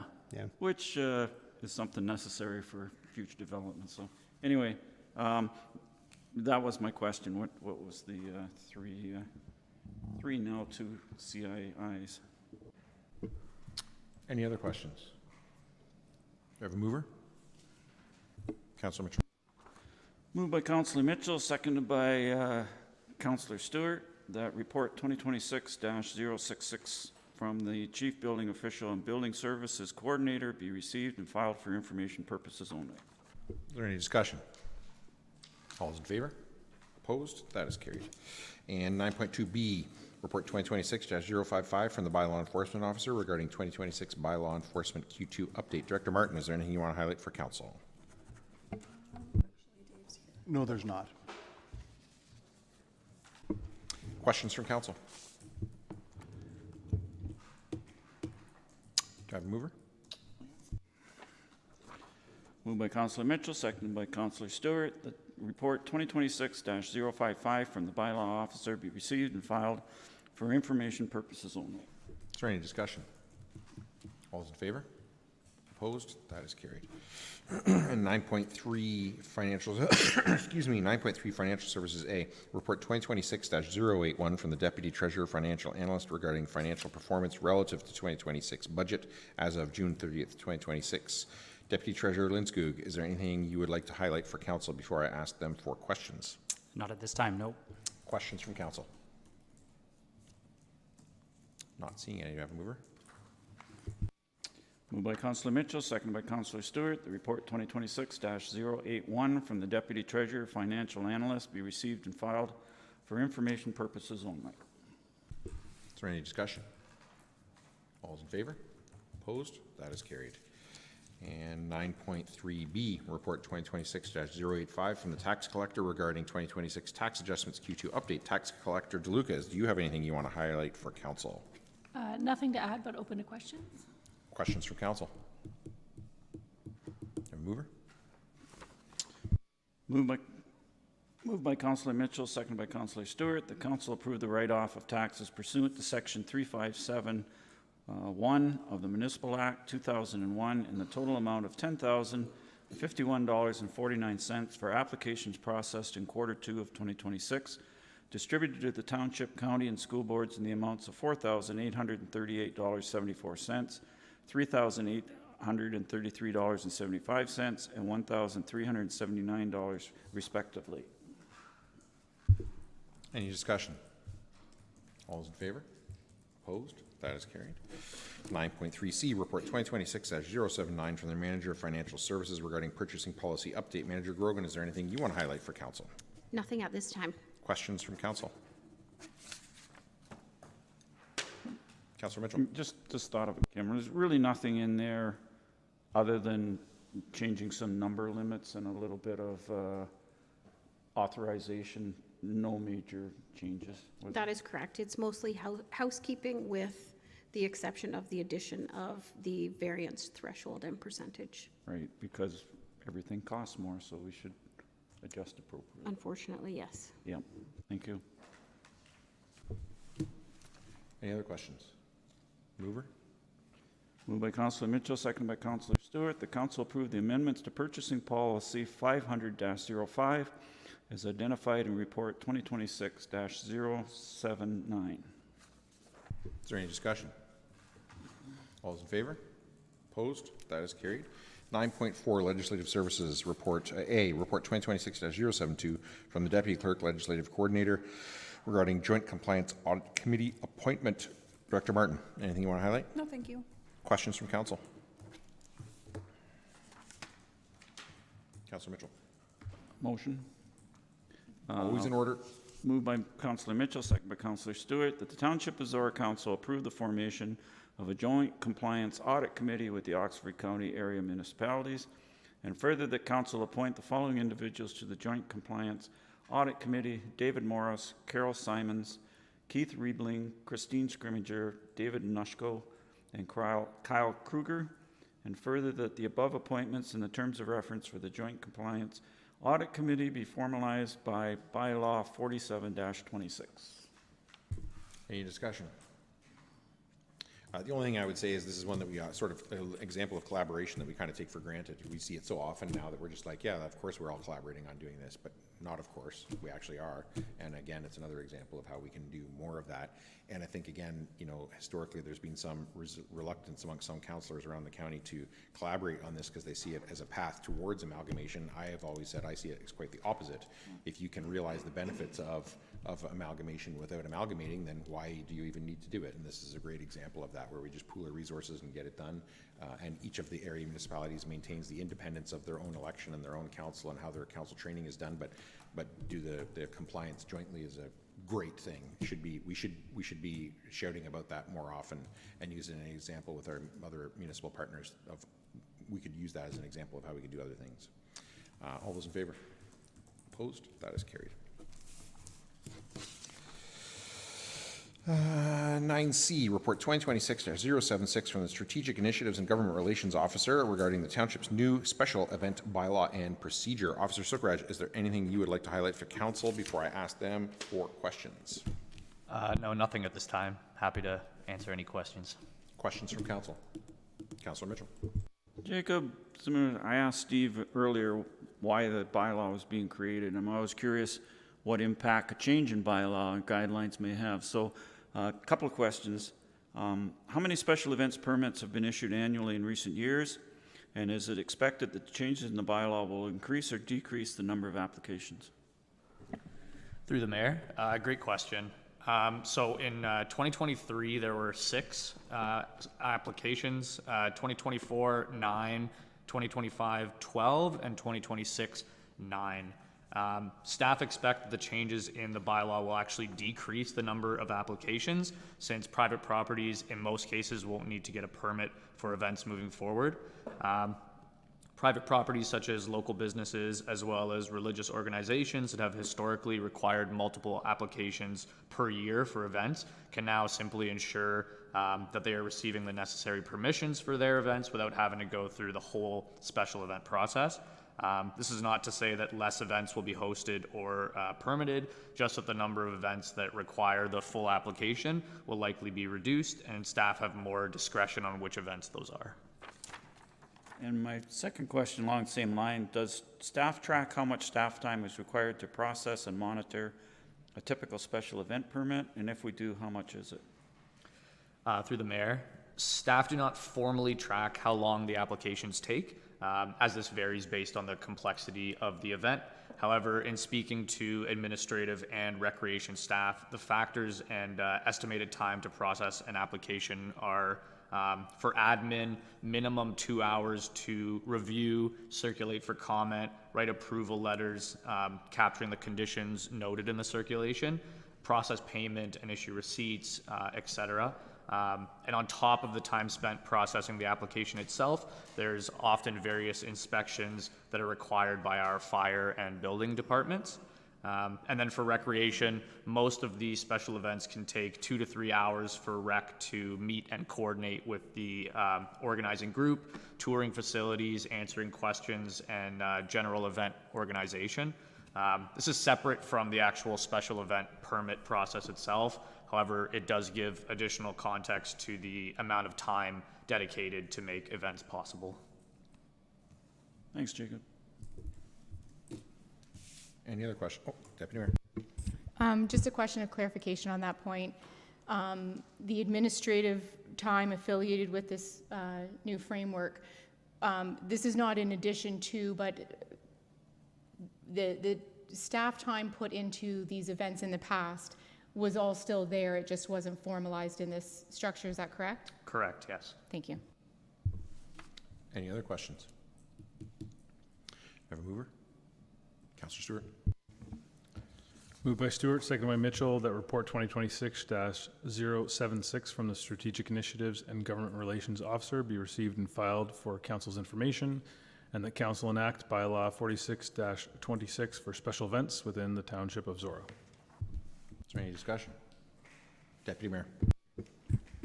I had initially had a question for staff, whether or not we had been in consultation with some of our key special events groups in developing this policy.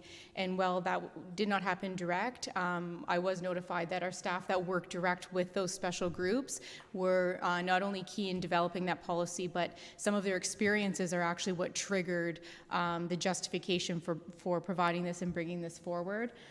So I think that is sufficient in terms of satisfying my concern about how this would function operationally. Important to remember, like any bylaw or policy framework, if once in practice, if there's concerns that come up, that amendments can absolutely be made. But as a previous local special event lead coordinator, when I see this, I have the opposite question of Councillor Mitchell about, you know, we didn't have this before, why would we need it now? And, you know, what's that going to take for time and cost? I look at this and think, wow, this would have been wonderful in providing added clarification up front and actually streamline some of the back and forth and understanding for our event organizers. At the end of the day, this isn't designed to slow down or stop special events from happening, but it's ensuring that they're happening in a reasonable, responsible way. And I really see this as a tool that best supports those event groups as well. So happy to support this. Yeah, when I read through the actual bylaw, I thought that this a lot of red tape, and at some points it seems pretty heavy-handed, but policies and bylaws are put in place because problems have happened either here or somewhere else, so there's a reason for them. As was just said, if the changes in the policy, it's expected that will reduce the number of applications, which is a win-win, less staff time tied up in the work on them and supervising them, and also it saves some money and saves some from hassle for residents who are putting on special events that no longer require a permit. So it's a win-win for everybody, and happy to support the changes. Anyone else? All those in favor? Opposed? That is carried. And 10, correspondence requiring direction. A, correspondence from Blandford-Blenheim Council regarding medical waste exemption program request. Before I ask for a motion, is there any questions on that? Do I have a mover? Councillor Stewart. Moved by Stewart, seconded by Mitchell, that Zorra Council support the resolution from Blandford-Blenheim Council requesting that the County of Oxford undertake a review of potential medical waste exemption program options for Oxford County residents. Is there any discussion? I believe this was on county agenda yesterday. Did county approve this? Not that it's going to affect my vote, but yeah, it's a waste issue, which is actually a county issue. Correct. I can't remember the exact wording, but what County Council gave direction to staff to prepare a report as a new initiative for the 2027 budget. So it'll be up to that new council to consider it as a new initiative and whether they want to undertake it or not at that time. Thank you. So this is happening. Anyway, all those in favor? Opposed? That is carried. And boards and committees, no items. Information items, there are 4. Does anybody want to pull anything out, do anything different with those, or have any questions on any of those 4? Councillor Mitchell. I have some verbal information to do with the 2 Conservation Authority I think will be of interest. It has to do with the composition of the Board of Directors of the new Conservation Authority. For some context, there are 15 members on the current Upper Thames Board. There will be 22 members on the new board, and the province came up with assessing how many members each municipality got based on the population of that municipality, which falls into the new Regional Conservation Authority. So the City of London, City of Windsor, and Essex County will each get 3 members. Lambton County, Chatham, Kent, and Oxford County will each get 2 members, which will be a downsizing for us, but we now have 5 members on the current board. And Middlesex County, the City of Stratford, Elgin County, and Perth County will each have 1 member. And as we've talked before, the reason Zorra won't have a member on this board is because only upper tier and single tier will have representatives on it. So the last 3 gets kind of silly. St. Mary's, with a population of 7,386, which is a single tier town, has a board member. And on the current board, they share their member with Perth South and Huron County. So they actually get a lot more representation. Huron County, who has 509 residents in the new regional, will get a full member. And Pelee Island, who has a residence of 230, will have a full member. So Pelee Island will have a representative for every 230 people. The City of London will have a representative for every 120,000. And that's how democracy works in the New World. I thought that would be of interest, at least to you and I, if nobody else. Yeah, we can talk afterward. No comment, right? Any other questions, comments? I have a mover. Councillor Stewart. Moved by Stewart, second by Mitchell, that items 12A through D be received and filed for information purposes only. Any discussion? All those in favor? Opposed? That is carried. No notice of motion. Bylaws. Councillor Stewart. Moved by Stewart, second by Mitchell, that bylaws 45-26, 46-26, 47-26, 48-26 as amended, and 49-26 be taken as read a first, second, and third time, and finally passed, and further that the mayor and clerk are hereby authorized to sign the same and affix the corporate seal thereto. Is there any discussion? All those in favor? Opposed? That is carried. Items of community interest and the calendar. Anybody got any items? Councillor Mitchell. 3 upcoming items on this coming Sunday, August the 16th, 5:15 is the Food Grains Bank Pig Roast at Brown's Corner. There's no charge, but there is a donation jar, and people are asked to bring a salad or dessert. Wednesday, August 26th, Ox on the Box library van will be at the Church Hall in Lakeside from 11:30 to 12:30. And Thursday, September the 10th, we talked about Uniondale firefighters. They're having a chicken barbecue with pickup at the fire hall between 4:30 and 7 p.m. And I believe the tickets are in advance only for $25 each. And just comment, the Harrington Bridge Day last Saturday, Katie, Marcus, and myself, and Crystal were there, as well as some prospective counselors and at least a couple of past counselors, and the weather cooperated. They had a good crowd. They had some good music, some good speeches, including by Marcus, and just another interesting event in the weird hamlet of Harrington, as was pointed out by our mayor. Anyone else? Deputy Mayor. Tomorrow is the annual summer barbecue fundraiser put on by the Beachville District Historical Society at the Beachville District Museum. You can purchase tickets. Oh, they're out of stock online, but you can still check availability by calling the museum. I think it's $30 for an adult and something different for a kiddo. You're attending? Yes. Can you represent the township as needed? Yeah. Thank you. Anybody else? All right. Closed is dealt with. Confirmatory and adjournment. Do I have a mover for confirmatory? Councillor Stewart.